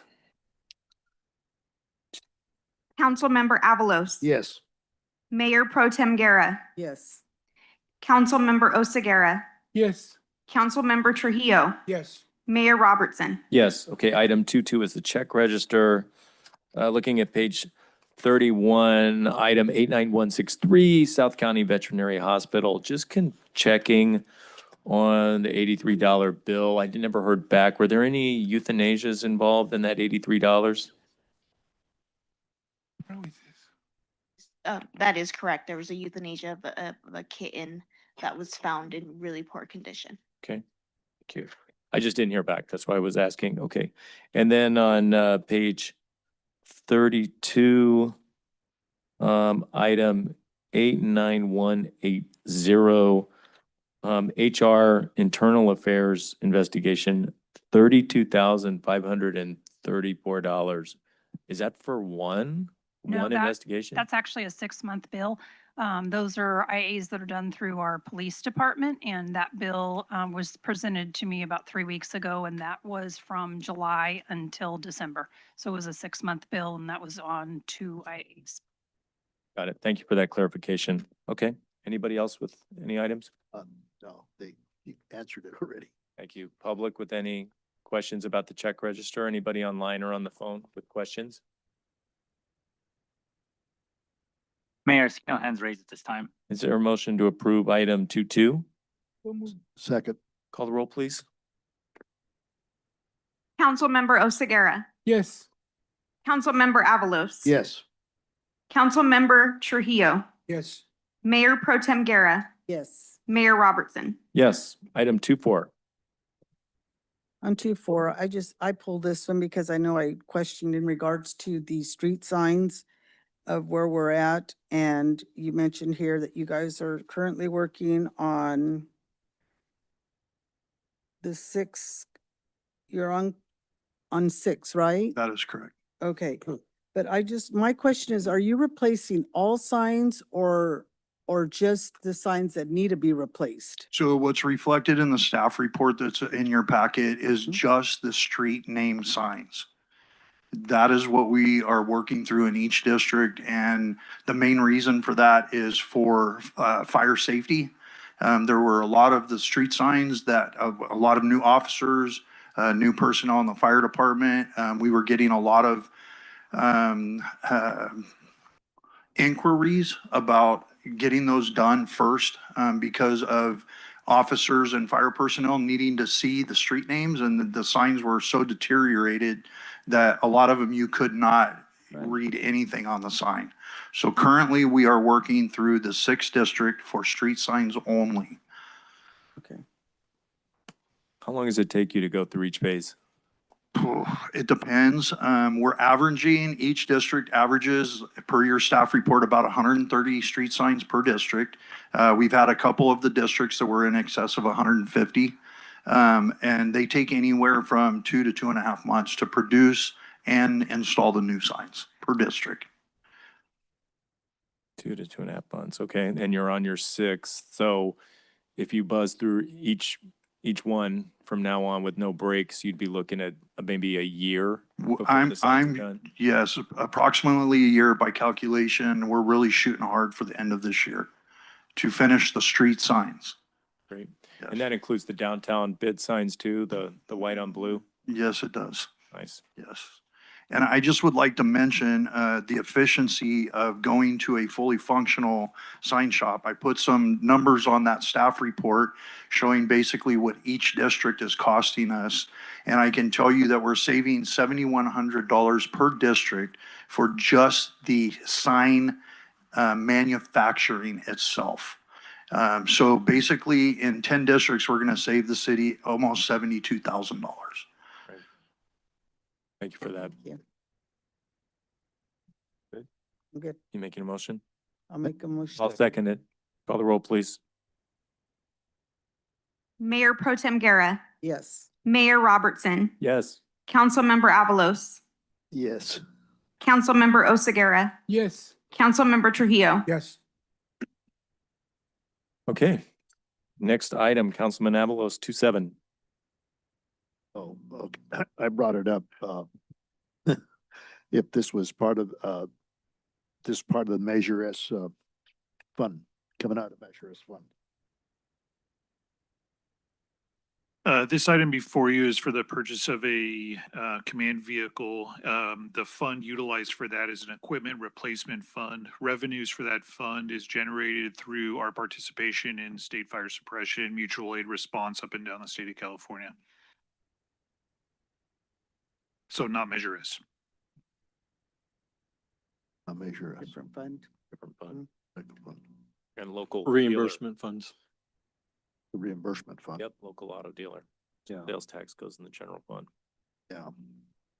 Yeah, and to the mayor's point, just since this item was pulled, I'd just like to highlight that the update to our purchasing policy that allows us to go through a informal bid process that allowed us the flexibility to reach out to local dealerships and to be able to procure from a auto dealer here in Selma, which is awesome. And it really simplifies that process. And so previously we had a threshold where we would have had to go to RFP for this type of procurement, which is costly and time prohibitive. And also it opens up the pool to anybody that wants to participate. And so there's a chance there where those dollars could go to another dealership, anywhere in California or outside California for that matter. So makes my job a lot easier and it keeps our tax dollars local, which It does, keeps those tax dollars local, goes in the general fund and creates jobs, and it's good for the whole community. Thank you. You want to make a motion to approve it? Yes, I'll make a motion to approve it. I'll second that. Call the roll, please. Councilmember Avalos, Yes. Mayor Robertson, Yes. Councilmember Oseguera, Yes. Councilmember Trujillo, Yes. Mayor Pro Tem Guerra. Yes. Okay, moving on to departmental reports. City Manager Rogers. Yes, thank you, Mayor and Council. So I met with Fresno EDC to discuss EDA supplemental funding. This is federal funding, grant funding, that focuses on capacity building and strategic planning projects that help set the stage for future investment. Fresno EDC has been successful in applying for this funding and is going to work with the city on identifying ways that we can utilize it and apply for it. I am reaching out to various firms for proposals for community development director support, including in-house support until such time that we get a full-time employee. We've received one so far, but have reached out to a couple other firms as well. And staff has also been working with Lennar's contractors to ensure that they have proper encroachment permits and are providing notification to residents regarding the Amberwood project. I also attended a Fresno COG RTP roundtable meeting to discuss the regional transportation plan and sustainable community strategy plans that are being developed per state and federal standards. Scenario was selected to be sent to the policy board on the 26th, I think.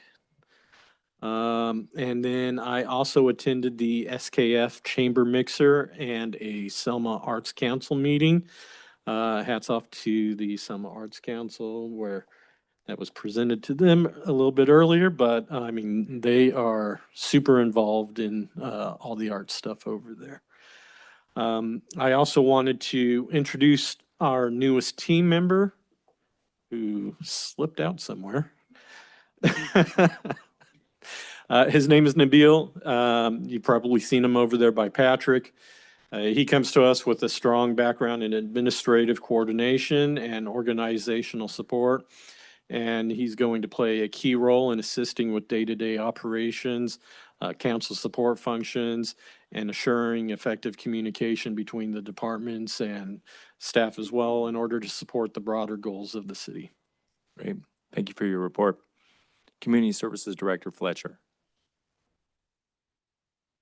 Good evening, Mayor and members of the council. I have a lot of events to update you on, a lot of good things happening in our community within the next month, and so I'll try to keep this quick. So the Selma Art Center is opening the Act That Goes Wrong this Thursday, and they also have tickets available for special seating in the front that allows you to be interactive with the show at an additional cost. So it should be a really good parody play over at the Art Center opening on Thursday. On April 4th, we're going to be having our spring extravaganza over at Pioneer Village, which is a free Easter egg hunt for the community. Starts at gates open at 11 and the egg hunt is going to start at 11:30 with an adaptive portion, and then 11:45 for all ability levels. And then on April 11th, we're doing our pet vaccine clinic with Valley Oak SPCA. So over at the Selma Animal Shelter, you will be able to come in and get reduced cost vaccines for both your cats and dogs.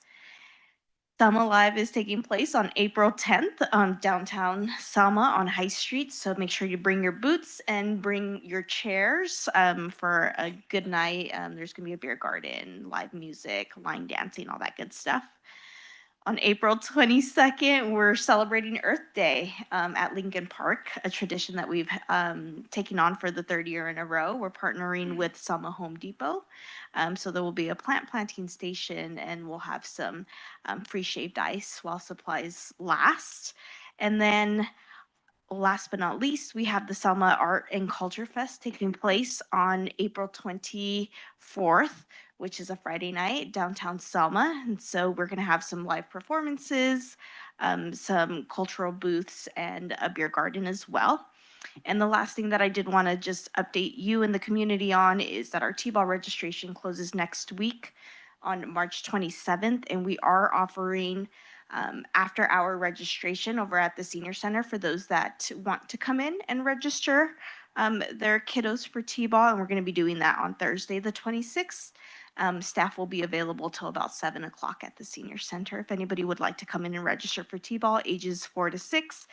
And last but not least, just to wrap it all up, all this information can be found on the City of Selma's website, along with our Civic Rec page, which is our community services website, and our social medias. So that's all I have to report. Great report. Thank you. Communications Director Moreno.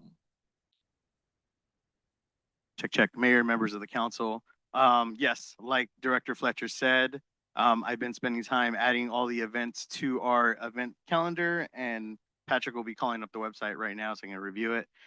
If I invite all community members and council to visit the cityofselma.com, you will see the event calendar updated with all of the events we have going on. So no one can ever say there's nothing going on in Selma. There's 2 pages of events right there you'll see with all the details. So I invite community members, if they want to know what's going on and all the details, they can visit cityofselma.com and click the events tab. If you click that events tab at the bottom right, it'll take you to the calendar that shows all the events on a calendar. You could clearly see all the events. And if you go to April, there's plenty of events coming up in April as well. So again, I invite the community to visit that website. Patrick, if you can go back to the homepage. The other item that we've been working on and rolling out is the Clean and Clear campaign. You can scroll down a little bit more, one more, a little bit more. Let's keep Selma looking its best. It's a reminder to properties to clean up their weeds. They have until April 1st to clean up their properties. Then code enforcement will start the weed abatement process, and they have 14 days after that to take care of it.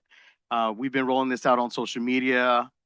There has been letters handed out to those folks who need to take care of their weeds. Again, the goal is not to cite folks, but to make sure that Selma's looking its best. That's kind of the goal of the campaign.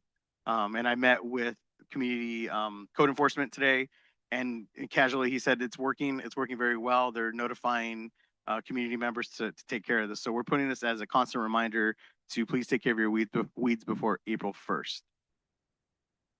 And if you can go back to that homepage, Patrick. The last item I have is today, you can scroll down a little bit more. The Safe Streets Project report was provided to me today from our consultant, A&M Consulting.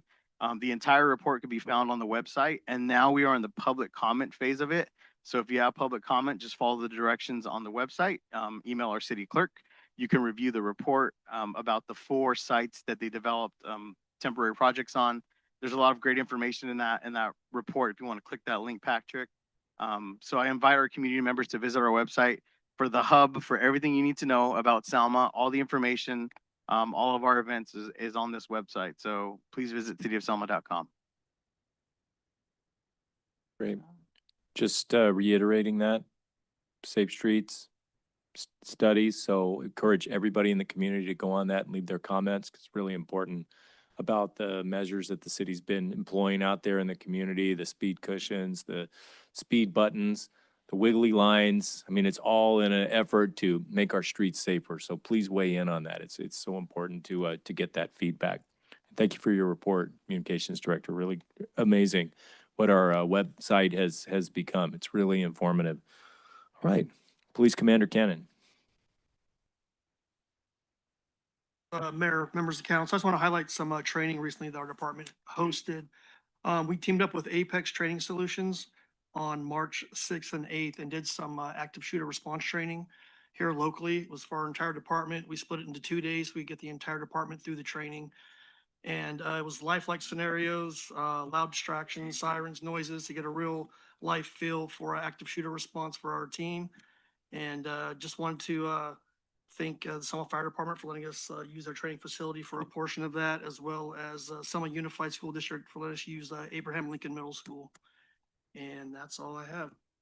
Great, thank you for that. Also want to thank the police department for putting that speed indicator on Thompson, or my colleague over here may be mentioning that. Did you have a comment on that? Yeah, the speed meter, I got a call from the person that actually reported, the fast cars going through there. But he was saying that it's too close to the stop sign. By the time they see it, they're already slowing down because of the stop. He was wondering if it could be moved maybe closer to the cemetery. Is the, just confirming, that's south of Park is the area he's more concerned about? Park Yes. Street in Thompson? Yes. Okay, absolutely. Thank And we you. can meet and Public Works discuss Director, about huh? it.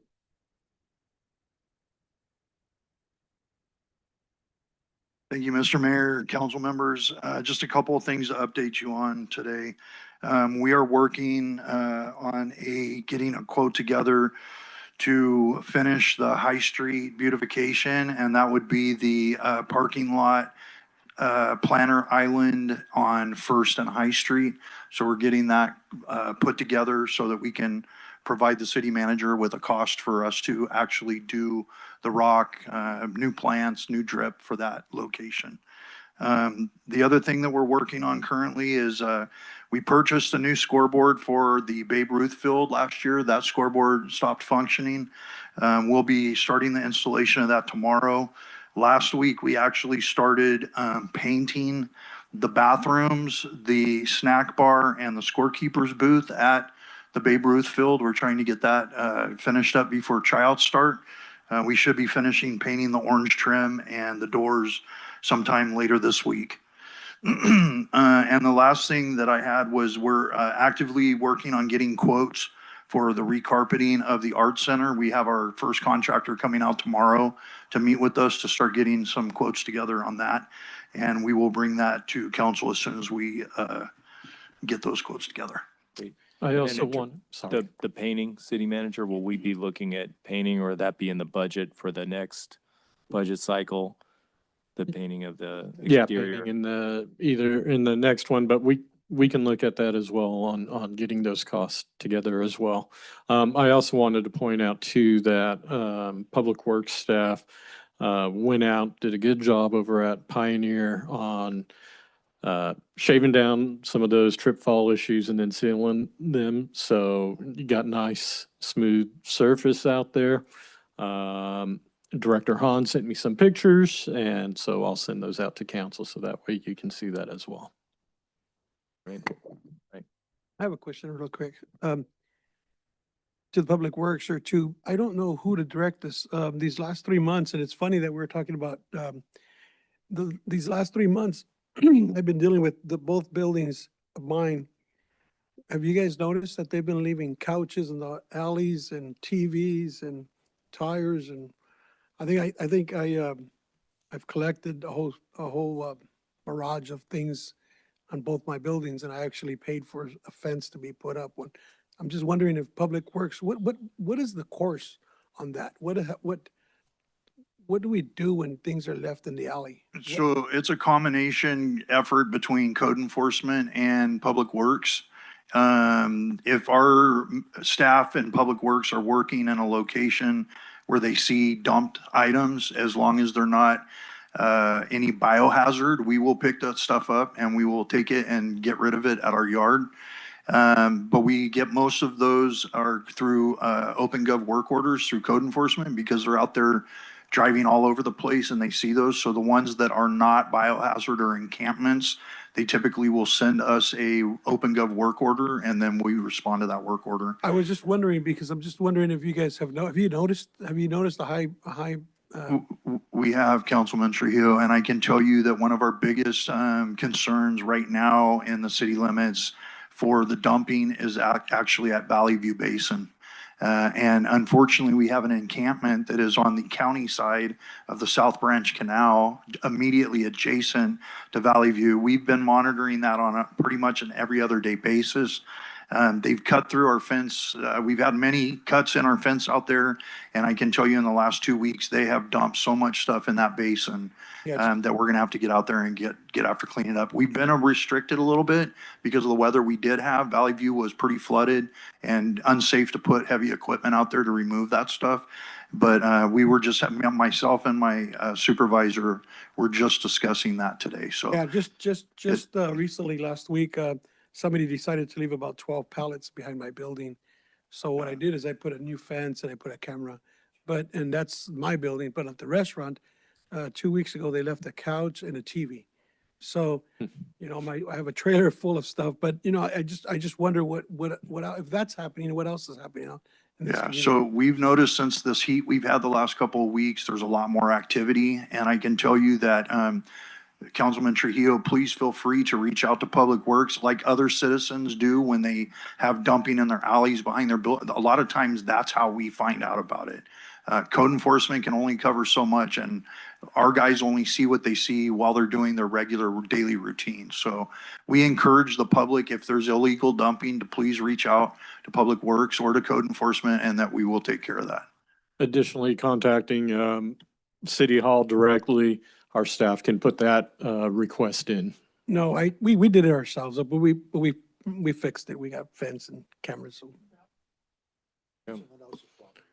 One pickup a year, bulky items, 2 pickups a year for Mid-Valley for bulky items. So yes, good. I'm glad you brought that up, Mr. Mayor. To remind the citizens of Selma that Mid-Valley does provide an annual one-time bulky item pickup. You can call them. It can be a refrigerator. It can be a large couch, a bookcase.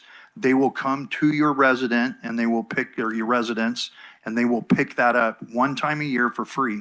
But I want to remind everybody coming up here in just 3.5 weeks, 4 weeks, we are going to have our biannual, I'm sorry, not biannual, our spring citywide cleanup event with Mid-Valley.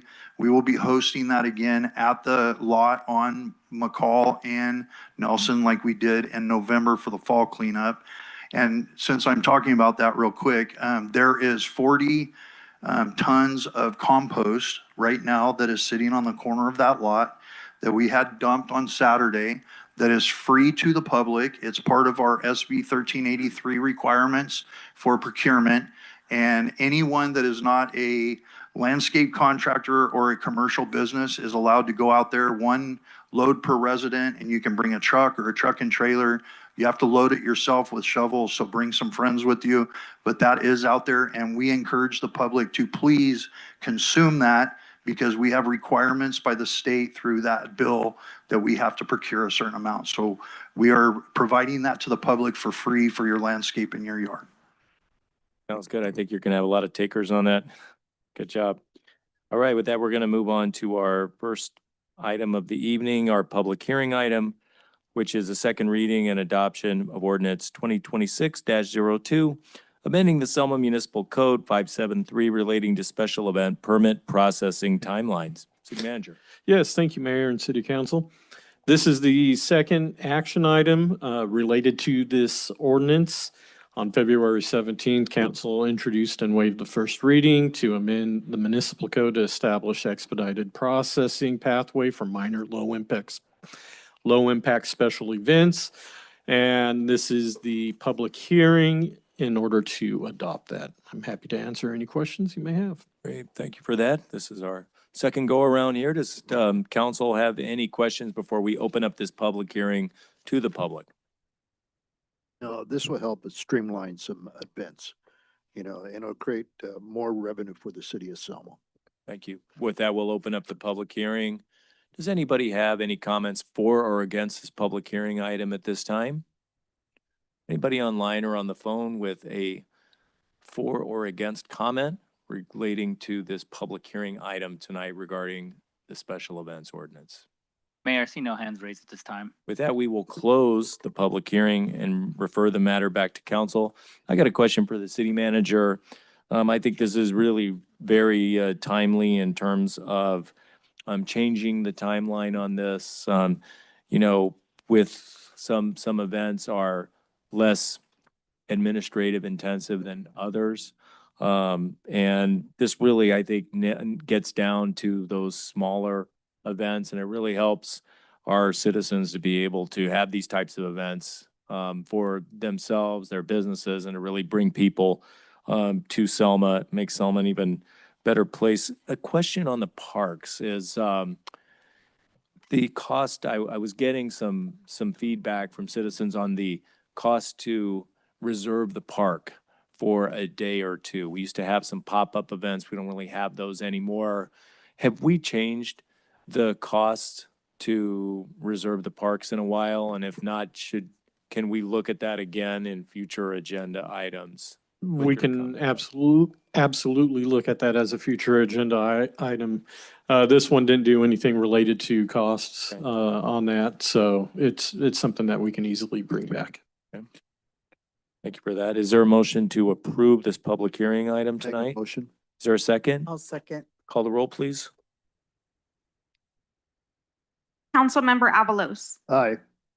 Mayor Pro Tem Guerra, Yes. Councilmember Oseguera, Yes. Councilmember Trujillo, Yes. Mayor Robertson. Yes, okay, item passes. We're moving on to our regular business agenda now. Item 5.1, consideration and necessary action on resolution 2026-26R, electing to become subject to the California Uniform Public Construction Cost Accounting Act, otherwise known as the CUP-CCAA, and adoption of resolution 2026-27R, amending the city's purchasing and contract procedures policy to conform to Public Contract Code 22032. City Manager. Yes, thank you again, Mayor and City Council. So this is kind of a cleanup resolution. In reviewing the city's purchasing policy, it references the California Uniform Public Construction Cost Accounting Act, or what we like to call CUPCA. And we noticed that while it's in the city's purchasing policy, the numbers that are listed, the threshold amounts aren't correct, don't match up with CUPCA. And when we went to the state website, we found that the city had not completed a resolution and submitted to the state in order to be eligible for that. So this will bring us into compliance with that. Otherwise, we have to default to the state public contract code, which means that any projects exceeding $5,000, including done by staff, would have to go out to full public bid. And I think our fire chief alluded to this earlier. We would have not been able potentially to get that fire unit through a local auto dealer if it would have been put out to bid, and someone from outside of Selma might have been a low bid on that. Is that correct? So it's important to have this for many reasons. Yeah, this doesn't affect the overall purchasing. So if we're going out and purchasing goods, it's not related to that. But as far as going out and getting contractors to work on jobs, the thresholds of when we have to go out for an RFP, when we can go out for an informal bid, are set by the state. Otherwise, we're subject to that much more restrictive $5,000 limit for public works projects, including maintenance projects. Which we've been doing anyway, but now we're kind of formalizing Yes. what we're doing, which is a more common sense approach. Yes. The CUPCA approach. Okay. Are there any questions from council? Anybody from the public with questions about this purchasing policy? Anybody online or on the phone? Mayor, I see no hands raised at this time. That will bring the matter back to council. Is there a motion to approve this I'll item make a tonight? motion. Is there a second? I'll second. Call the roll, please. Councilmember Avalos. Yes. Councilmember Oseguera. Yes. Councilmember Trujillo. Yes. Mayor Pro Tem Guerra. Yes. Mayor Robertson. Yes, item passes. Moving on. We are moving on now to the item 5.2 of the regular business agenda, consideration and necessary action on Resolution 2026-28R, accepting the Clean California Community Cleanup and Employment Pathway Grant, authorizing execution of the restricted grant agreement with the California Department of Transportation and amending fiscal year 2025-2026 budget. Good evening, Mayor, members of the council. This item before you is a resolution accepting a grant that was awarded to the city. The application for this project was submitted to California under the Clean California project. City of Selma was awarded the $300,000 from the state for this project. You're aware of the Clean California project that's currently in design and ready for construction once Caltrans approves it. That's from State Route 99 along 2nd Street, almost to the railroad. That's a Clean California project. That was a $3 million award. This application and award for this project continues closer to downtown. So we're still looking at 2nd Street as you get into downtown towards High Street.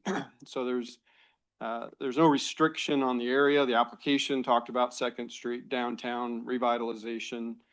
It's based on litter cleanup, graffiti removal, beautification. It's pretty broad on what it can be used for. The Selma Beautification Committee or the club helped submit a letter of recommendation. They will be included in the process of determining what we can actually use this money for and what would be used for downtown.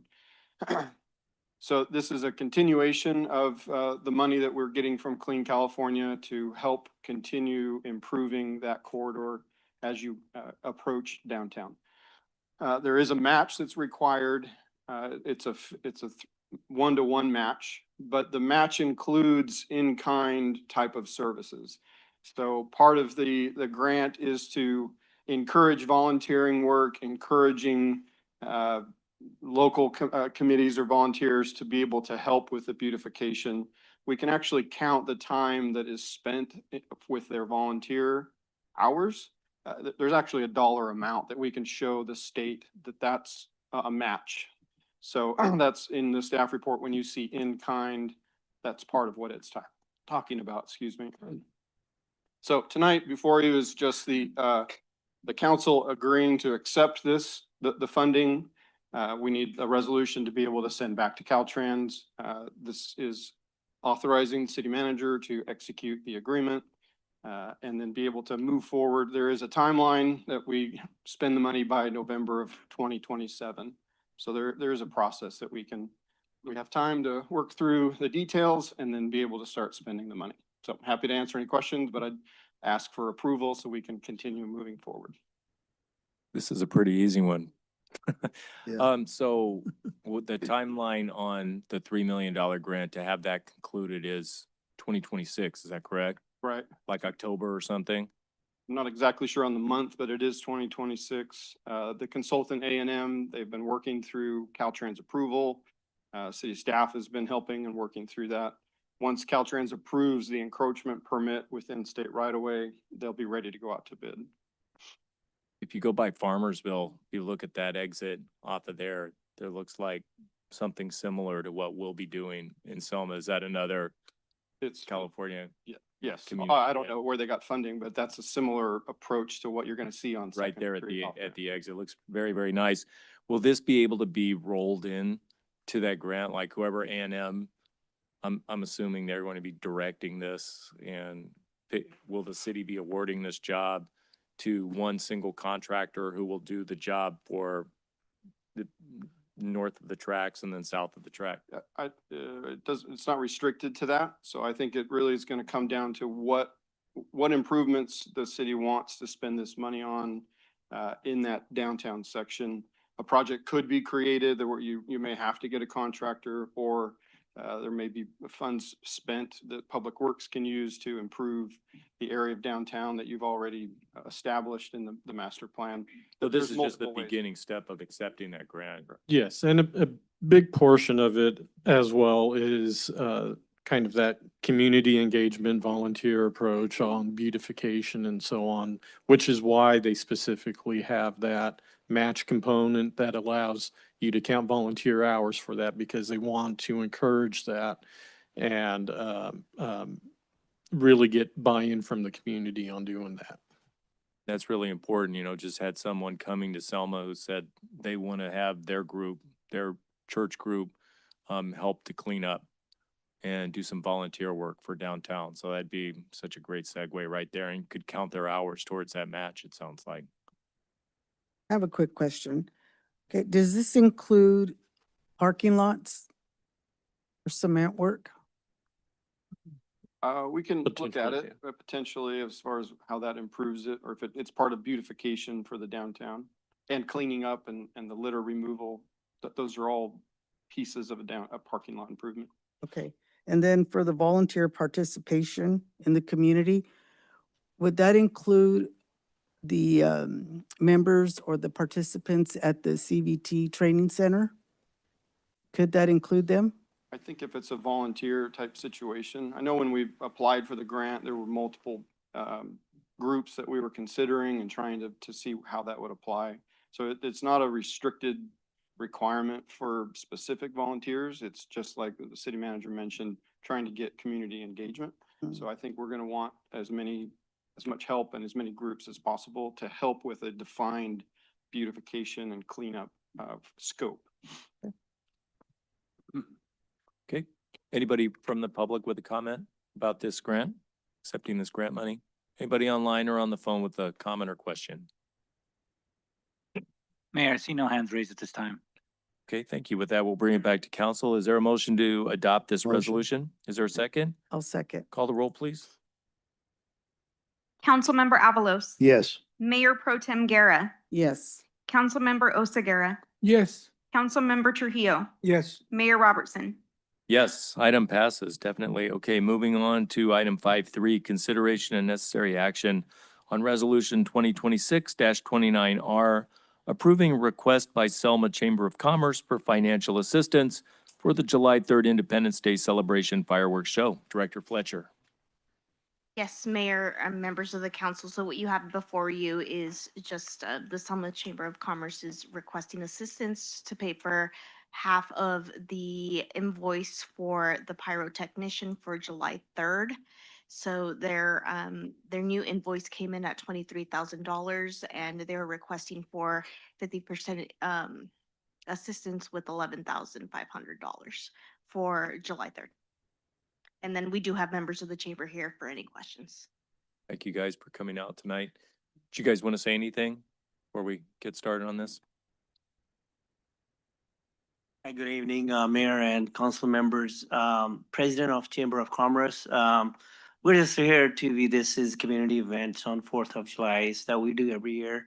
And last year, the city helps us out too on the fireworks. So we are here again. Event is very important events that our kids and everybody enjoyed it. So we are here to be looking at help from the city again for the half of the cost. Is total cost is 23,500. Which is the half off is like 11,750 or something like that. I'm here to answer any question. Well, last year, how much did the city contribute? 11 even. 11,000, yeah. And does any of this go towards the band? Do you guys have a band for this year as well, like last year? The city, my special events budget pays for the band, the stage, the kids' entertainment, and the sound. And the school does not charge rent, right? They don't charge Not at all. anything. They do. They did bill us last year for the usage of the stadium. Will they be billing the city for the use of the facility this year? I believe they billed us about $1,200 for staffing. I'm meeting with the superintendent next week. I can bring that up with them. You're looking at a school board member right there in front of you too. I will talk to them too. Yeah. Get some good input there. And then I noticed that the parking revenue is off the table this year. What happened there? One more time. The parking, you can't charge for parking. You don't get any money from. I think is the parking, they don't have, except that only on the the high school side of it. And, yeah, I guess the city can't has park to on work the out with the superintendent, you know. People can only park on the streets. So that's most likely going to be the case. So right now we're running into the development of the new fire station EMS annex that they're doing. And so typically what the chamber would do is we would work together and allow vehicles to park on the corner of Thompson and Huntsman. Right. And so with potential construction going up, that's most likely not going to be available to us this year. So it will most likely be street parking. Selma High School eliminated allowing us to use their JV softball and JV baseball field a few years ago for parking, and so that's no longer an option either. Why is that no longer an option? They let us know that it was causing a lot of damage to their fields. They spend a lot of money on redid that whole, the baseball. But Yeah. I have a question. What about what's our property, the property that we just spoke of, the fire department, because of that whole area is gonna be used up for construction? I mean, that's a huge area. You're only, Yeah, there'll be probably half of that field more on the western edge that we can look at as a parking option. What we're unsure of at this point is the staging of those modulars and the timing of how that's gonna work out. So as we get closer to the date of that, we'll have a better idea of what portion of that facility. If there's vacant space, that we can accommodate parking. yeah, can we come back? Can we put it and come back and maybe we could work it out? I think that area is so huge that we would be able to use half of it at least. How far along is the fire department on construction there, getting the EMS facility going at that location? So the portion that we're finalizing the site review before that goes to bid. We received shop drawings for the EMS, for the module facility on Friday afternoon. So I'll be meeting with Mobile Modular to kind of finalize those construction documents, and then they're full steam ahead. And so We're pretty close then. we're getting much closer every day. Yeah, and so we have an actual construction timeline of that, and that project has kind of a tentative end date around October, and so we're getting there, Sounds good. which is coming up quick. Mr. President, you can put your school board hat on again, if you don't mind. How about the parking for the high school? Is that on the table, or will that gate be closed? Because there's a lot of parking over there as well. Yeah, we Could could, parking be directed towards there because it's asphalt? yeah, I think so. We could ask superintendent and see what their plans, yeah. Mhm. To my understanding, that's closed because of it's part of the fall zone of all the firework debris that Oh, comes okay. down. So Okay. that is not open to the public. Even with the solar plates on top there? That was the recommendation that we received, yes. But we can look at various options and And maybe we figure can out look at some how. other options for Yeah. parking. Yeah. Thank you. Any other comments? Public have any comments about this? I had a comment there, Scott. Councilman Avalos? Yes. Nick, okay, on the total cost and everything was what? On the fireworks, again, how much was it? Was it the same as last year? Let me ask you that question. 23,500 23,500? Yeah. And it'll be the same again or a little more? every year goes up. Everything but 27, right? About 27. Went up about $750 or so from last year. Last year, the city did 11. This year, it's 11.5. The ask is 11.5.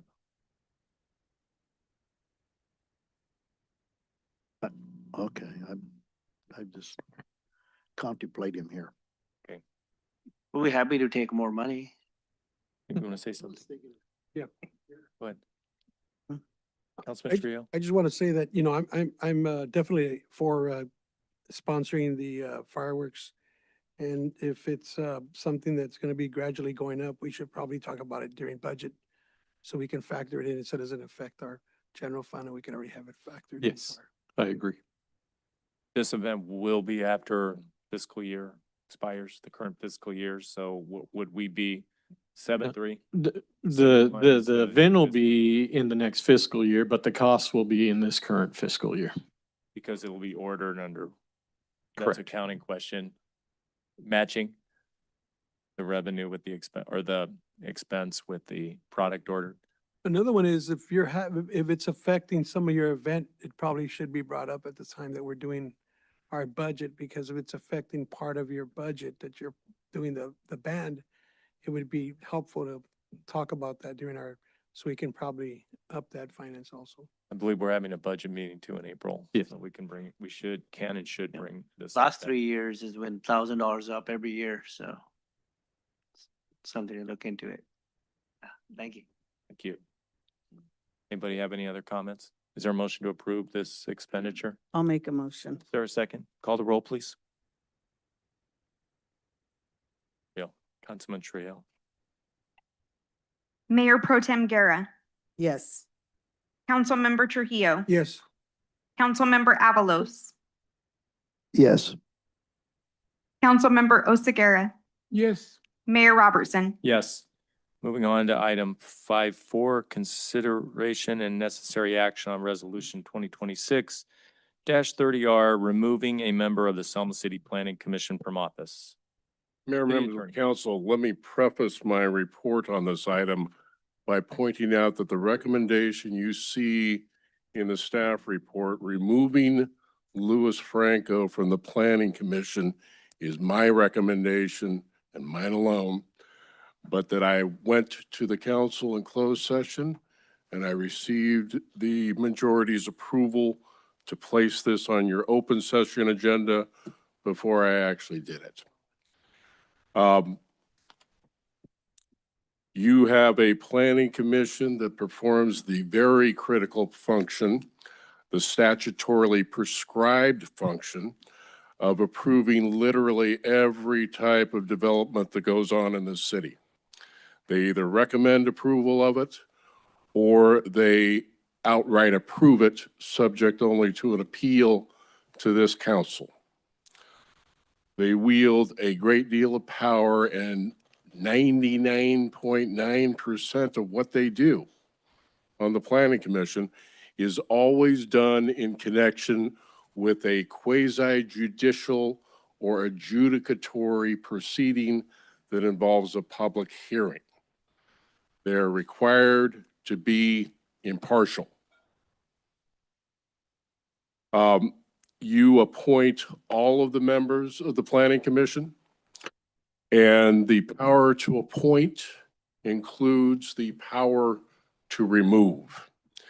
And with a Planning Commission member, you're not required to have any reason. You're not required to have notice or an opportunity for them to be heard, you can just do it for no reason at all, as long as that reason is not illegal.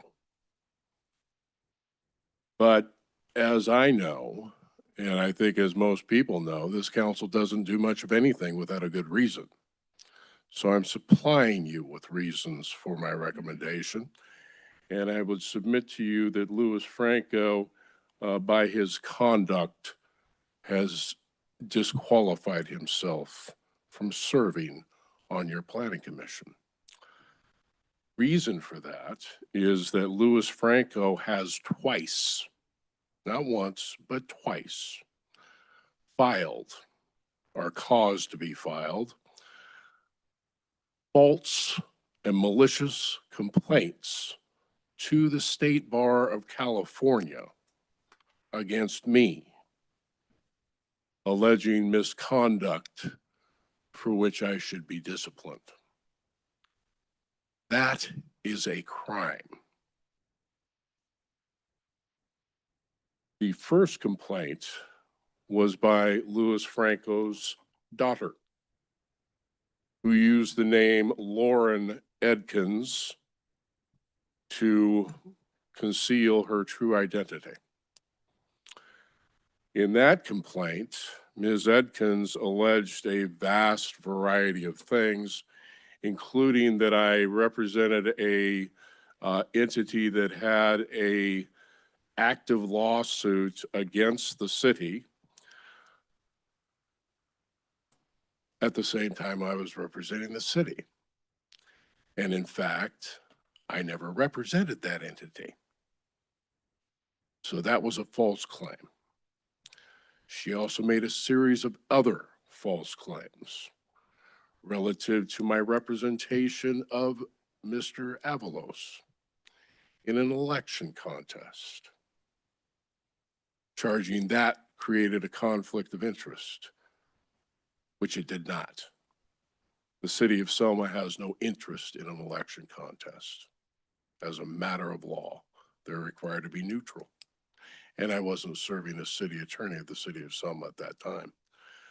There are numerous other complaints about my conduct made by Ms. Edkins, most of which relate to what occurred on December 12th, which you're all aware of, 2024, which she wrongly characterizes as an illegal meeting, and that my participation in subsequent meetings after you had appointed me as your city attorney was somehow improper. Much to my surprise, the State Bar actually investigated this by sending me a summary of her complaint and asking me questions. I couldn't respond to any of their questions because, as they know, I'm a lawyer.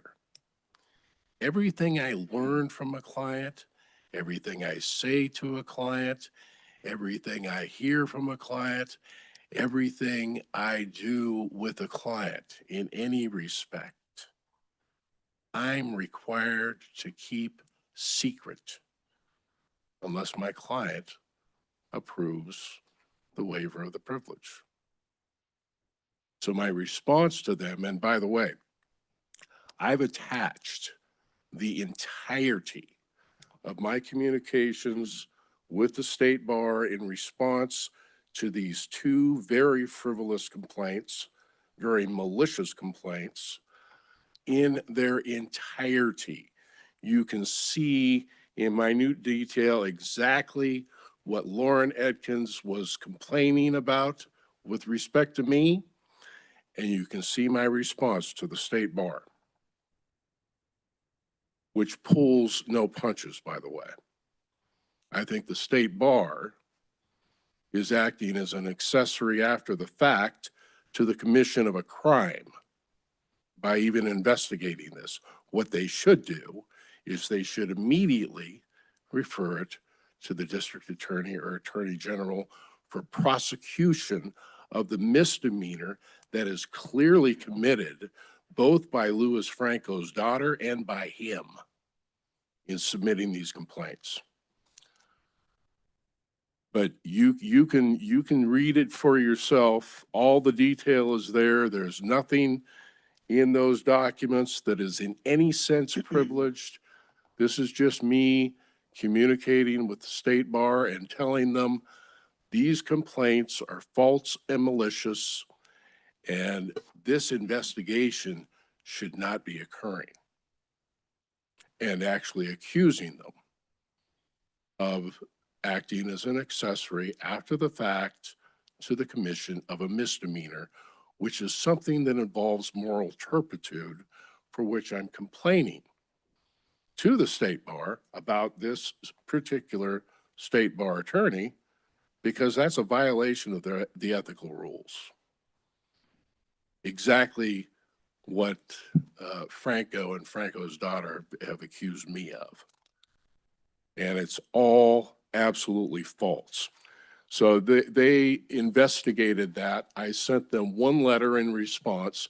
I sent that letter in mid-March of 2025, and they sat on it. And they sat on it and they held it until September 30, when this same attorney wrote me back saying, well, this doesn't warrant any further investigation and we're closing this case.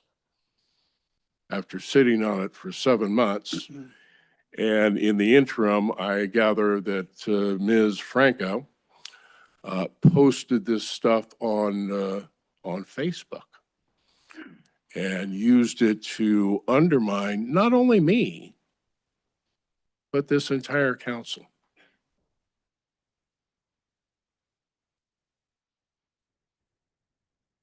So I received a second notification from the state bar, this time about a complaint filed by Louis Franco. This complaint alleges one thing and one thing only: that I failed to disclose to this city council a conflict of interest I had with respect to a particular case to which the city is a party. The case is Highland Rose LP versus City of Selma. So they asked me, did you represent Highland Rose against the City of Selma? And did you disclose to the City of Selma that you had a conflict of interest and receive their consent? I responded by telling them that I couldn't answer their question, which they already knew. I'm an attorney. I'm not allowed to tell them if I disclosed to you the conflict of interest, unless you choose to waive the privilege. I have no reason to ask you to do that, because that complaint is on its face false and malicious. Louis Franco does not sit on this city council. Louis Franco is not privy to anything I say or do with respect to this city council, and something like disclosing the existence of a conflict of interest, that is necessarily something we would discuss in closed session, if at all. So I refused to answer their questions. And I again accused this same attorney of not just being an accomplice after the fact to a crime, but of being blatantly incompetent and just flat out stupid, asking me questions that he knows I can't even answer. I'm sure, and as I said, I've got the complaint and the response to the complaint, in addition to a response to a very ludicrous follow-up letter from this same attorney. And I'm just not pulling any punches. This is extreme and outrageous misconduct. And it's important to Louis Franco's position on the Planning Commission. I, as your city attorney, am required to advise, assist, provide legal work for, and I often do provide legal work for and recommendations to your Planning Commission. Louis Franco, apparently, I'm not about to speculate about his motivations, but apparently the man has some undisclosed personal animosity for me that causes him to go to the extreme of committing what he knows to be a crime.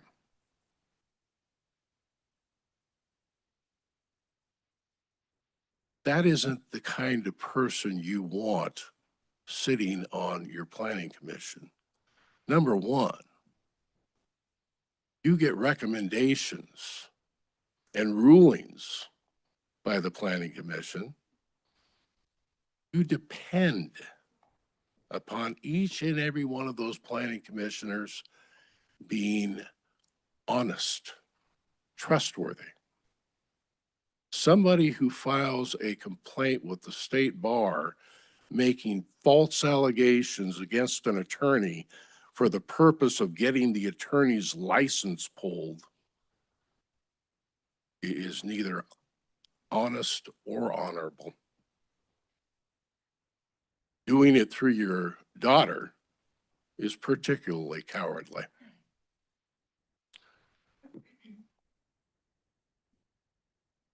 As I said, the planning commissioners are often involved in quasi-judicial matters as opposed to quasi-legislative matters, like setting policy. In fact, that's almost always the case. They're required to be fair and impartial.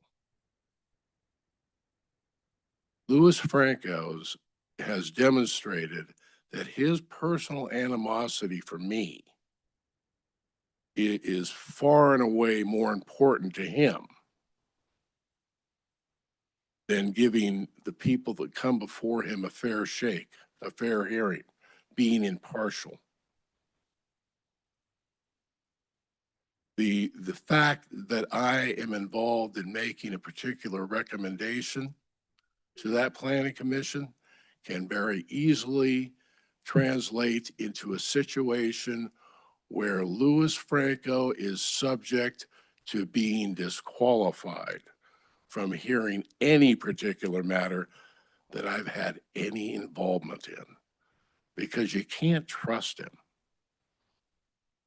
to judge the case on its merits, because he's just blinded and overwhelmed by his personal desire to injure me for no good reason at all. He has a conflict of interest. He is personally embroiled in a dispute that he's conjured up for reasons I'm not going to speculate about between me and him. He's demonstrated that he is just out to get me. I may not even be his real target. Who knows? Like I said, I'm not going to speculate about it. I do know the man is prone to making outlandish accusations in the course of the many political campaigns he's conducted. He's untrustworthy, he's dishonorable, he's a coward. The way he should have dealt with that, if he had a problem with me, Who should he have come to? The state bar? And make allegations that he knows nothing about? No. He should have come to you if he had a problem. You're the one that has the control over me. He's not going to get himself anywhere filing false, malicious complaints with the state bar, other than sued and or criminally prosecuted.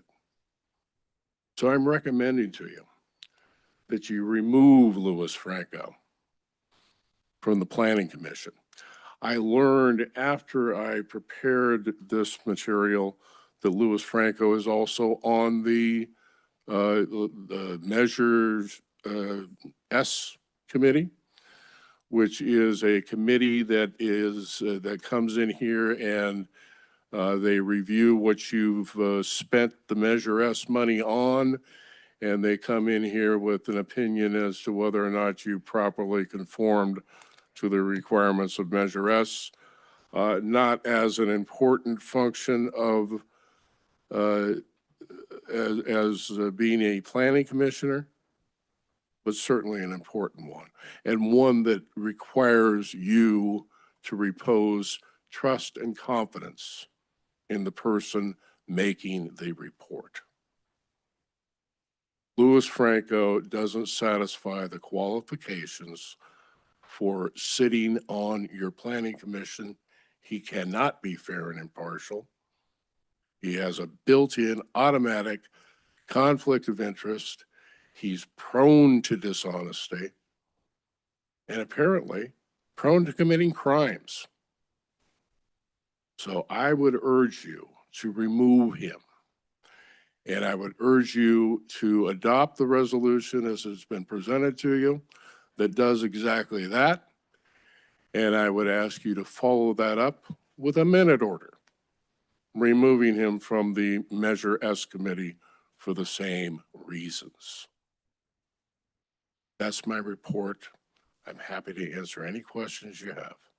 Thank you for your report. It appears we have Planning Commissioner Franco in the public tonight.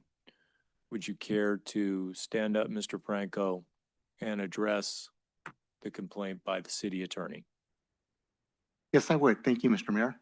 With that, I have some documentation for the city clerk to be entered to the record under the minutes, as well as for council's review. In a brief statement, and then I'll let you get onto your business.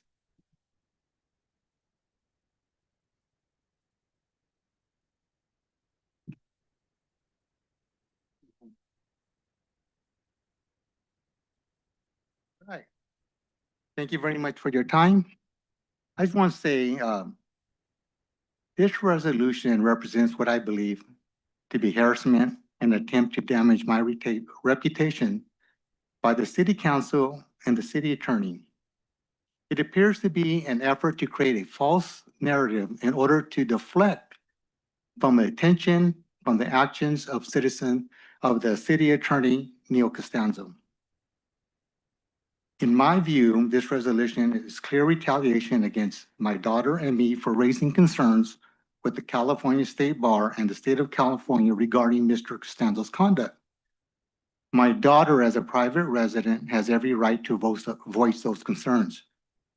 I, as both a resident and a commissioner, have that same right, along with protections provided under the California Whistleblower Act. But rather than focusing on issues that are facing our city and governing with transparency, the council has chosen to spend staff time and taxpayer resources pursuing a resolution. To my knowledge, a resolution has never been required or used to remove an individual from a commission. The fact that Mr. Costanzo is allowed to bring a resolution forward, naming my daughter in it, who has no ties to the planning commission or city staff, is alarming. These actions appear to be designed in an attempt to protect the attorney and preserve council abilities to justify decisions through questionable legal interpretations. So for the record, I'm submitting these documents for your review and for your consideration. Before you, you'll have a document, one is the California Code of Conduct Rule. 2, the document we're all familiar with, Mr. Costanza's employment contract dated January, excuse me. Apology, I left my notes here. So the first document, you will see the California State Bar's Rules of Professional Conduct, Rule 1.7. The second document, you'll see the contract dated with the City of Selma for Mr. Costanzo's recent employment for January 21st, 2005. The third document, you'll see a lawsuit filed against the City of Selma by Neil Costanzo on behalf of the Highland Rose Corporation dated for January 29, 2025, 8 days after signing the contract. You also see a Secretary of State verification of the business address of Highland Rose property. And then you'll see a something called a response to order of show cause dismissal. Basically, it's Neil stepping down. Hold on, Mr. Franco. And Does council allow the speaker to go over his 3-minute usual time limit to answer these claims? I'll be Yes or brief no? if I'm already over it. A few Okay, more seconds. keep going. Proceed, Mr. Franco. Thank you, Mr. Mayor. The fifth document is a response of order to show cause. Basically, it's Neil submitting the reason why he's stepping down. Basically, 9 months after filing a lawsuit, 8 months for the City of Selma, for Highland Rose against the City of Selma and being an attorney on record for both. And the final documentation is when the action became final and there is no longer a conflict. So to say that there is no conflict is false and it's concerning. So those are the reasons. These are not malice accusations, they're factual. And the council, you're welcome to make a determination at your own risk. But thank you for your time. You guys have a good evening. Thank you. Point of clarification, city attorney. Oh, absolutely. So the- If I may, Um, I never once said there was no conflict. Obviously, there is a massive conflict of interest. See, my conflicts are very, very different from the conflicts of interest that you folks have. I'm required to do one of two things when I have a conflict of interest. And I had this conflict of interest because of the representation of two people at the same time in a lawsuit. That's not a waivable conflict of interest. I can get the client to waive the conflict of interest, but that one is not a waivable conflict of interest. What I'm required to do in that situation is I'm required to go to the court and get an order withdrawing me from the case. And I'm required to go to my client and get my client's consent, allowing me to withdraw from the case. I can never withdraw from the case or even make that application or make that request for consent unless and until I've taken all necessary steps to prevent foreseeable prejudice befalling my client from whom I'm withdrawing my representation. So I'm allowed to take certain steps to extricate myself. In fact, I'm required to, because if I abandon a client, that violates a different ethical rule. So obviously, there was a conflict of interest. That's not why I'm saying the complaints they filed were false. What I'm saying is the complaint he filed is absolutely false because he's saying I didn't disclose that conflict to the council. Now you can see from the documents that he provided you that I ultimately withdrew, and that through the entire, what he's pointing you to are things that are available at the court website, okay? So to prevent reasonable prejudice from hitting Highland Rose, I helped Highland Rose get a new attorney, knowing that I couldn't represent you in this case because my former client was your adversary.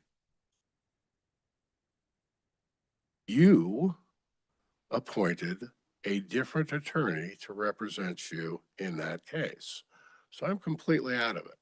I've done exactly what I'm required Question, to do. City Attorney, what takes this beyond frivolous and makes it malicious, according to my reading of the documents, is the fact that Mr. Franco made his complaint after you substituted in another attorney, after you mitigated the perceived conflict of interest.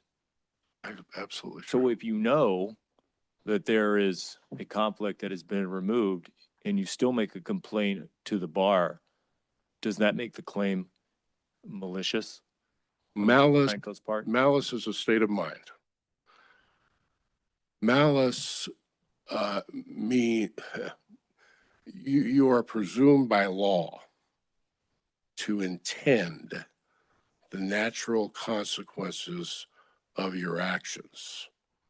The natural consequence intended by anybody who files a complaint against a lawyer with the state bar is to see that that lawyer is disciplined or disbarred.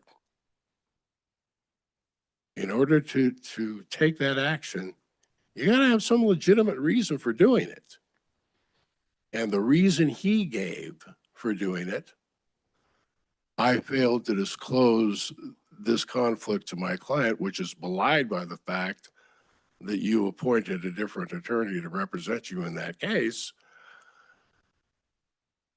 It's just a flat out lie. So you're saying so that, he's pursuing. just 1 second, City Attorney. So what I'm hearing is Mr. Franco has left the room now, went over the line, and instead of just accusing you, just coming to a council meeting, say there's a conflict here, or meeting with you, like you said, meet with me man to man. Instead, he went through all these legal machinations to pull your license so you can't work anymore and earn a living and put food on the table. That's correct. And when those charges are malicious, it raises the malice or the legal remedy for those charges to a lawsuit by you and to action by the city council, because he sits on a board which assumes his responsibility and assumes that he's not going to take actions such as that for frivolous and malicious reasons. Is that correct? And am I also correct in saying that as a city attorney, you would be working with the planning commission on which Mr. Franco currently serves as a planning commissioner?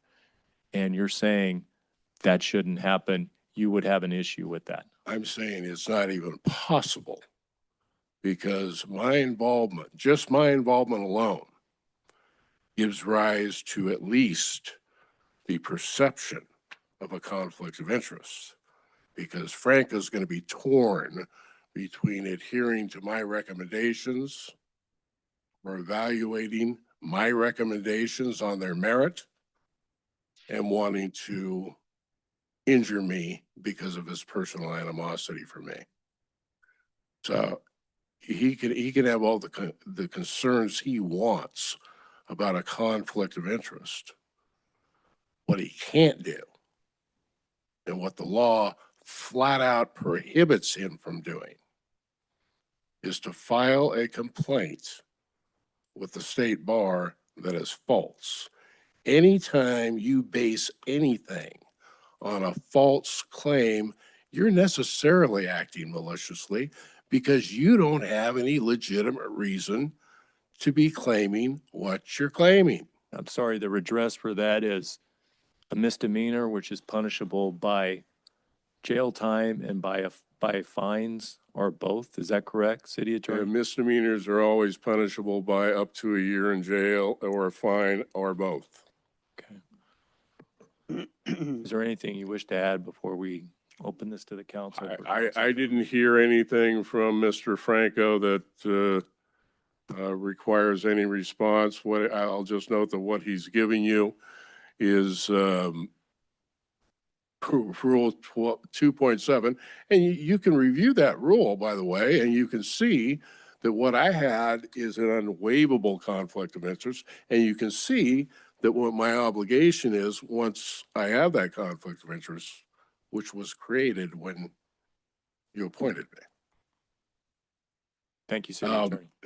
My obligation is to take the actions that I took, Thank you for your counsel. and that's pretty much it. Council have any comment at this time? I have a question. I have a question.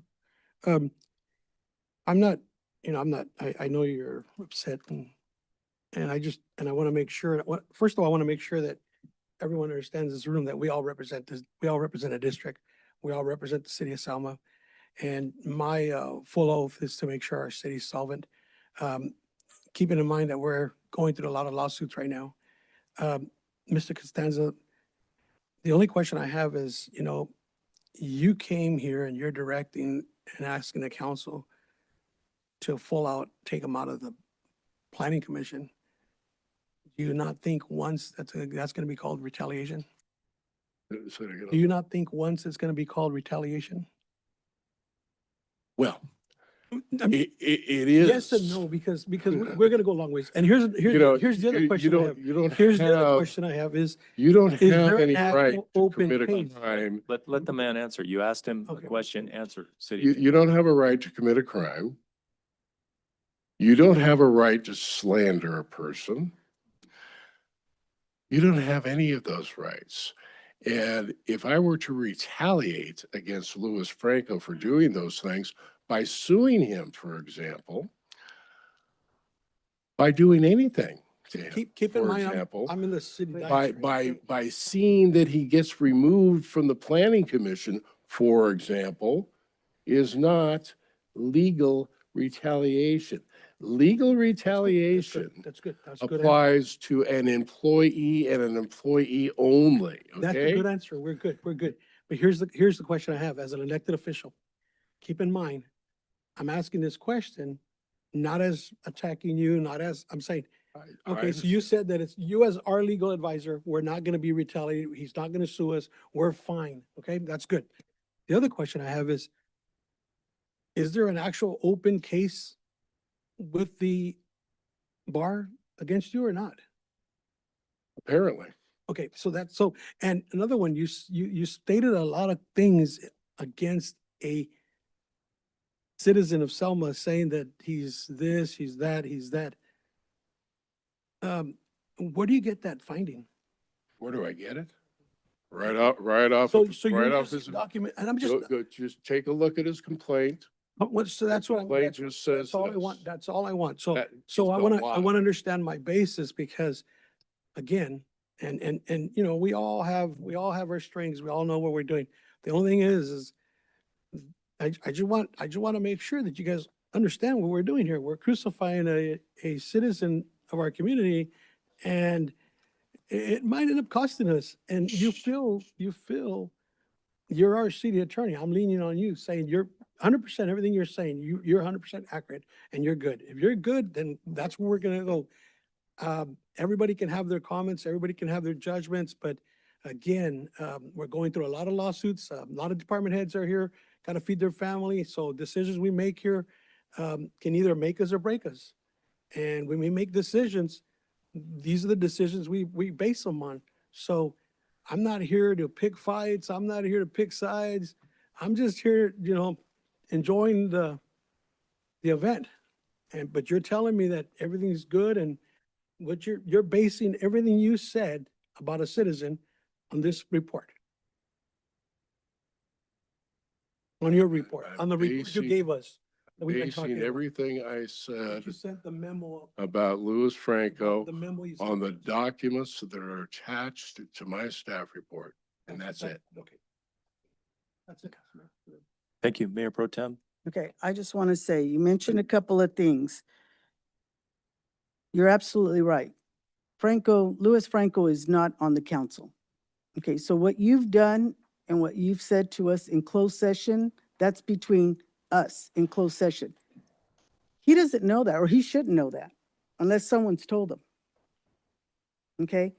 Number one, we have a code of conduct. We have a policy and procedure. Mr. Costanzo is staff. He is staff, considered our staff. No one should be treated this way. This is harassment, harassment.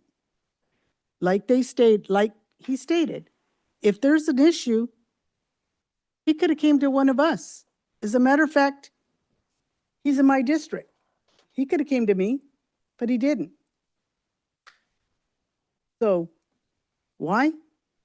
Probably a coward. I don't know.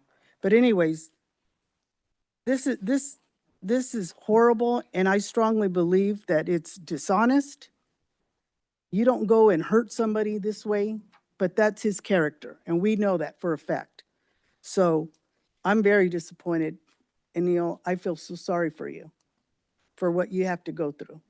But, you know, as far as I'm concerned, I don't want somebody like that in our committees. Sorry. You should have the decency to be honest. If you're a man, you go to that person. You can come to anybody's and complain.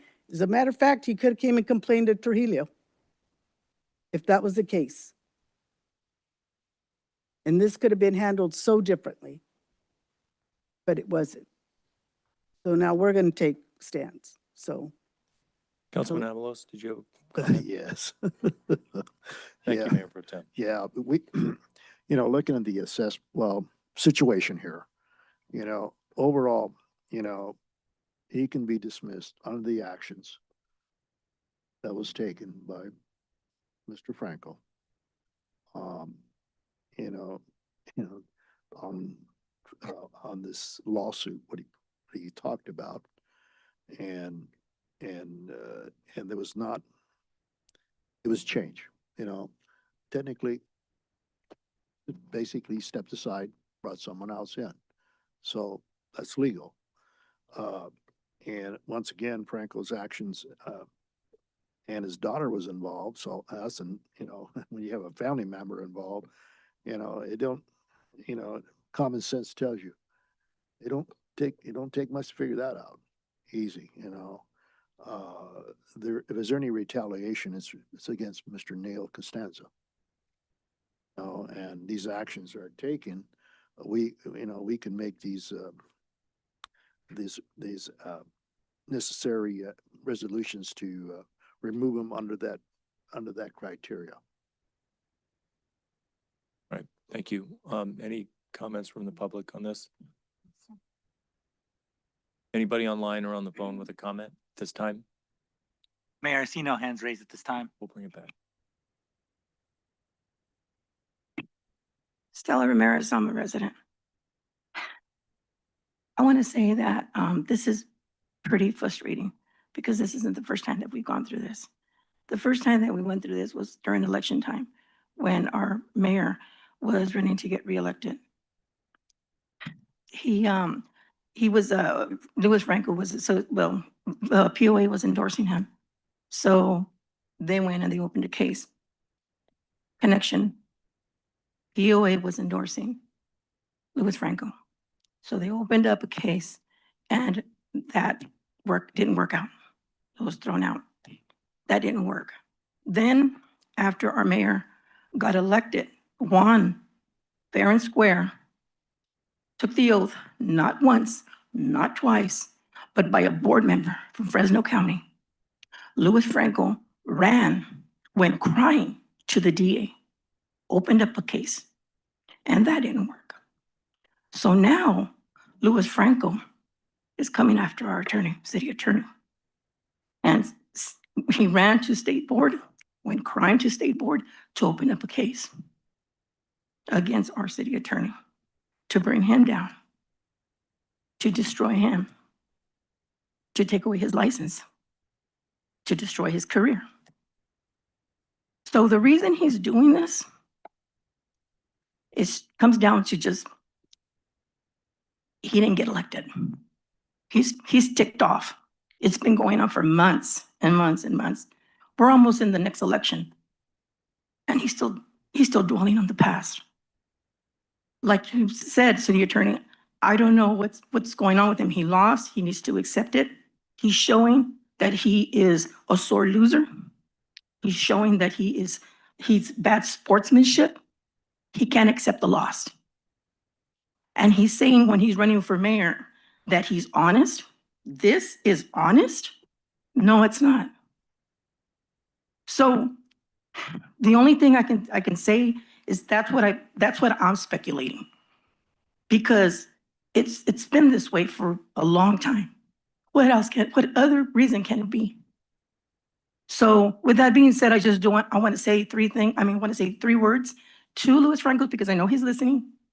I want to say, get over it. Get over it. Because look how much time we're spending on this. Our city, we got to focus on that, taking our time from a city attorney to work with our leaders in a positive, in a productive way, and we're spending too much time on this man. So you know what? I too say, you know what? If you guys are up there, you're chosen and elected by our citizens because we believe in you. We feel that you're honest, and when you have someone like that, no. Thank you.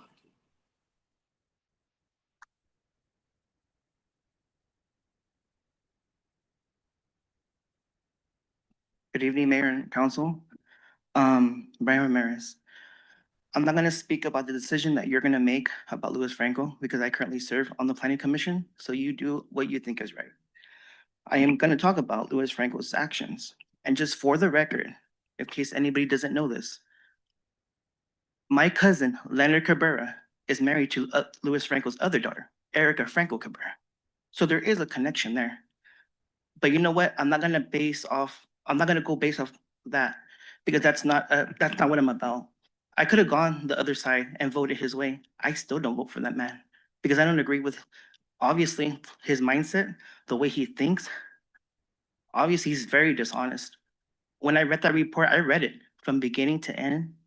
I could not believe it. 2 years ago, in 2024, I seen so much stuff behind the scenes that people don't even know about. People don't even know what happened, things that were said, things that were done. It was something else. To Neil, on behalf of the city of Selma that voted for this council, I'm so sorry. What a waste of time. What a waste of energy. This meeting could have ended at 8 o'clock and we're all still here. People could have been home with their families, already getting ready for the next day, preparing for the next day. And here we are. I agree. It's just disheartening. So I'm sorry. Thank you. Else? That will bring the matter back to council. Councilman Oseguera, did you have a comment at this time? No, I just wanted to say that, it's a pretty sad day that we have to go through this, like some of the people in the audience said. We should be conducting positive business for the city. And, well, sometimes when you attack somebody's livelihood, you gotta pay the consequences, and here we are. Okay, my comment is Mr. Franco has continuously gone over the line of decency and respect and fair dealing and honesty. And there have been no consequences. Mr. Franco thinks that the consequences apply to all of us, but not to him. Well, I got news for Mr. Franco. There are consequences of harassment, harassing staff, harassing our city attorney, and harassing anybody, including the people he runs against.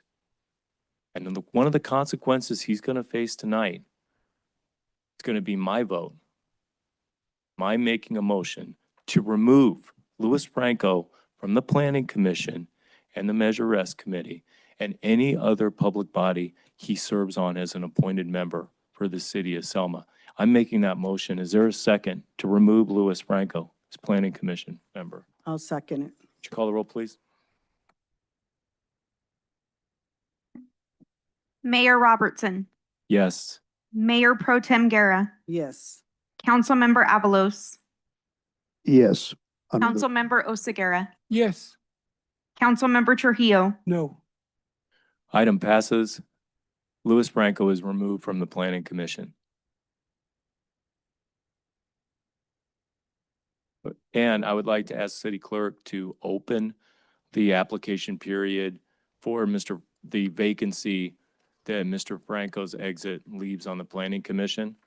Let's leave it open for at least 30 days for people to apply for that so the council can consider those applications at that time. Will do. Thank you. And with that, we will move on from this last agenda item to future agenda items. This is council request for future agenda items not subject to public comment. Items require a consensus. Yes, sir, Scott. No, I like, this is the discussion I want to bring back to the council on these flags that are downtown area. I know, some people say it's not good and everything, but, some of these businesses need a little help. These are tough time, guys. Businesses are trying to, make ends meet now because of the situation in this country right now. We have a lot of vacants in our downtown area, renters, we can't find them, right? Because, the situation is not very good economically right now.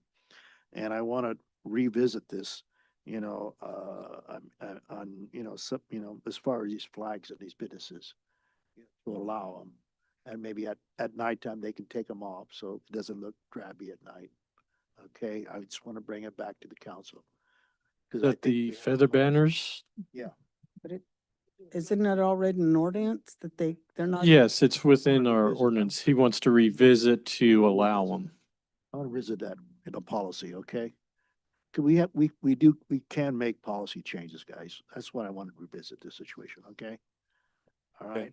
So we're gonna bring back the The banner If- and if- sign ordinance. If that's council's direction or consensus, the last direction at the last council meeting was to ban the feather banners. Which we already have in our ordinance. And so now the recommendation tonight is to revise our ordinance to unban them. No, I didn't hear that. To revisit the ordinance because there's confusion about it because we never actually look at the ordinance. Let's look at the sign ordinance and let's review it. And let's see that the feather signs are banned. Let's see how that's worded. Because I've gotten some input. We did. We want to actually look at it. So let's look at it. And then we can Okay, and go there's from another there. thing here, Scott. Is there consensus to review the Yeah, sign? I have yes. Okay, yes. But didn't we already bring it back? I mean, We haven't looked at it. We just talked about, well, it was already banned or it wasn't banned. Okay. Let's actually take a Okay. look at it. And the other issue is to look at the downtown area as far as downtown speakers. We look at the cost factors. We talked about that, but we never kind of followed through with that. I mean, since we're sprucing up the downtown area, I want to, bring it to shade it to light. Because music is good.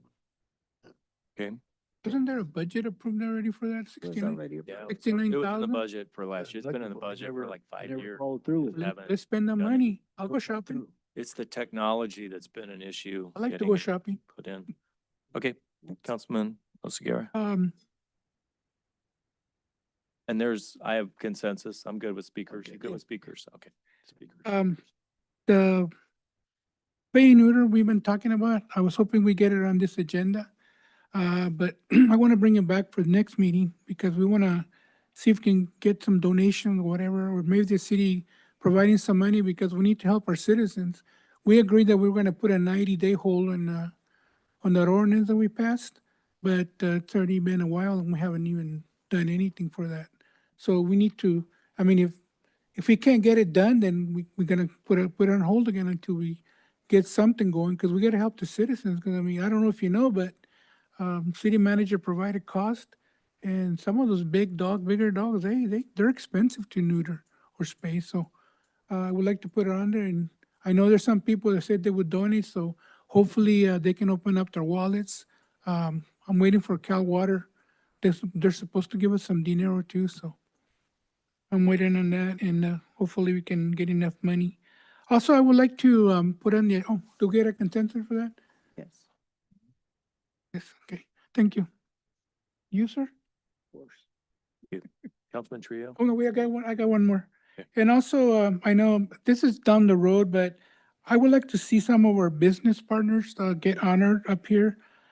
Cal Water, because Cal Water has been instrumental in, for summer live events. I mean, every time we ask for monies, they provide monies for entertainment, whatever we need. So also, Mid Valley, I know they charge the city and the citizens to do their trash, but you know what? They have gone above and beyond the call.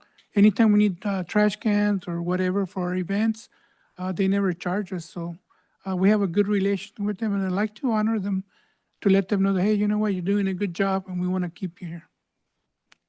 Thank you. Okay, Councilman Trio?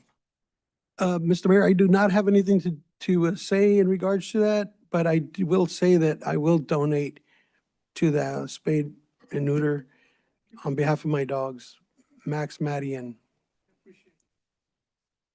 Yes, thank you. And that was brought up at the last time on both of those. And we've had staff looking at those costs, and we just got some of those this week, which I had sent out earlier, but it wasn't able to make it on this one because it was this week that we got those. I have too much. We can get it on the Yes. next one then. Sounds good. Mayor Pro Tem?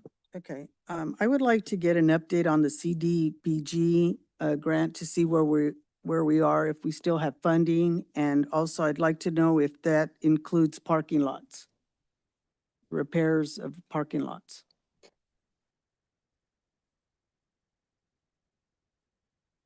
I'm good with that. Consensus?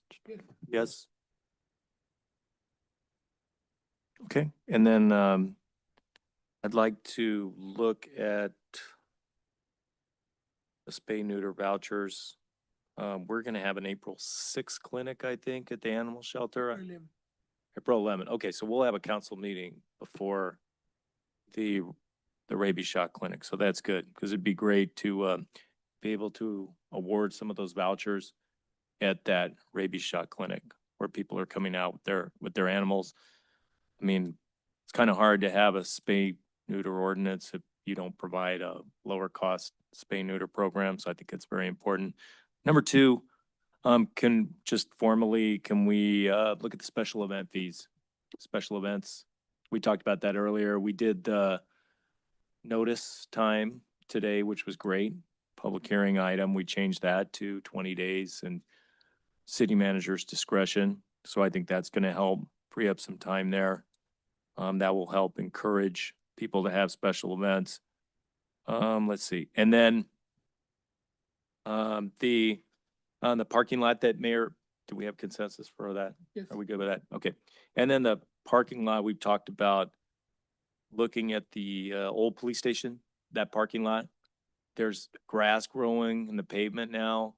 What do we have? Can we get some costs to knock down that wall, move the items, and I don't know, what do you have to do? Put some. City Engineer Horn and I actually visited that site, I believe last Friday, Thursday or Friday. Mr. Horn is already currently working on a design for what it will take to take down the wall and the fencing and bring the parking lot and surrounding sidewalk and ADA ramp up to ADA compliance. So we're currently working on that project. Do we have a timeline on when we're looking at that for design? For design, like you're gonna get cost, you're gonna get design, but how long is that gonna take, do you think? We were doing cost first because cost first needs to come back to council before we move. We're looking to- at that next or- meeting after that. Yeah, we can get something next month. Well, you know what, we're getting a $300,000 grant, so that should cover part of it at least. So the $300,000 grant real quickly is to basically finish the project from the the Clean California grant. That grant only goes from the off ramps at 99 to West Front Street, stops short of the right of way of Union Pacific Railroad. The $300,000 match grant that the previous assistant city manager applied for is to connect the rest of that project from East Front to where we did the High Street beautification. So it's literally was meant and intended for that section. Trees, concrete benches, graffiti removal, like all the other things that are listed as part of the grant opportunities. Right, but from what city engineer said, it could be used for anything. There's no, There's several different things that they list that you can utilize that money for. right, but he also mentioned that we could use it on High Street, not just on Second Street. Right, city engineer? I think the staff report talks about Second Street to High Street. Right. So High Street was not included, I think, in the application. It but just Second Street continues was. the. Yeah, because we haven't even used the other one, so let's get that project done, because, you know, we don't want to end up giving the money back because we can't finish it. The 3 point whatever million it is. Yeah, and I know we have a park and ride that's coming in behind the PD station, so that's good, but that's grant money. It's gonna take a little while. Hopefully, we can take a look at that old police station, which is like parking right there, right in front of us, that we could do hopefully with a minimal cost and design. We can make that happen for people who need that excess parking. And maybe discuss a collaboration with Fresno County Rural Transit Agency too, to provide some transit for those folks that, you know, find that to be a long way to go from Front Street to High Street or wherever they're going in Selma. Another kind of little park and ride concept there, and I'm sure they would help too. And then finally, the old high school building, where are we on the costs on to renovate that? To a rec center? Reached out to architects and structural engineers, asking that, city managers asked us to look into that. So I've been able to get some information. I provided some information back to the city manager of in order to give you reasonable numbers and realistic numbers without any misleading hope that we could use the building when potentially you couldn't.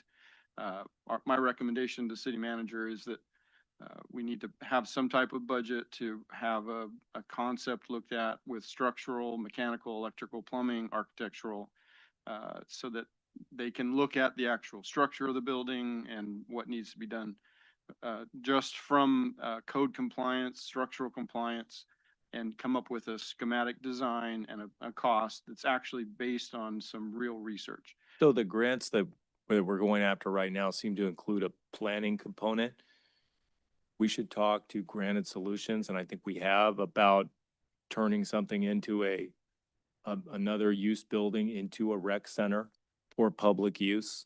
And there's money out there for that, for the planning part. And I would think that's exactly what you're talking about, city engineer. We need some money for the planning part. That's my recommendation, to make sure that we're not just either guessing without really looking at the structural. Because of the age of the building, I want to be careful about any recommendations. It's still on the market. I mean, it's still, no one is really trying to buy this. So, I mean, I think we have the timing on it, but still, we need a recreation center. I think everybody realizes the Rite Aid building would be just ideal, but the city doesn't have $4 million rolling around in the general fund right now. So we have to look and tier our prospects, and this would be a real potential for a rec center. But we gotta get started somewhere. We've brought it up to our grant writers, Granite Solutions, as a priority to look at for funding. Okay, thank you. Okay, moving on to council reports. Councilman Trujillo. Councilman Avalos. I won't have too much to say, but I actually, I went to the SKF, the mixer on Wednesday. Very good turnout. Biggest turnout for a long time. It's very impressive. And a lot of prizes were given out. And also the next day I had the SKF meeting, and they were still talking about the mixer. And on the SKF meeting updates, they'll be coming around pretty soon to do some assessments on the sewer areas in our city that might need some refurbishment, redone. But right now, SCAP is just trying to update their state requirements and everything right now, and they're looking at the energy operation from the transportation transit, their solar operation. you know, state of the art. So it's looking, SKF is moving pretty good. The board members are looking very good. Financially, we're very good. And, any assistance, any city needs, just ask. That's all. Just ask. They're willing to assist and help and ask any questions. And Jason is, you're the, new, vice chair now. Hit the shoes running. He's, yeah. Right. Next week he gets a goggle.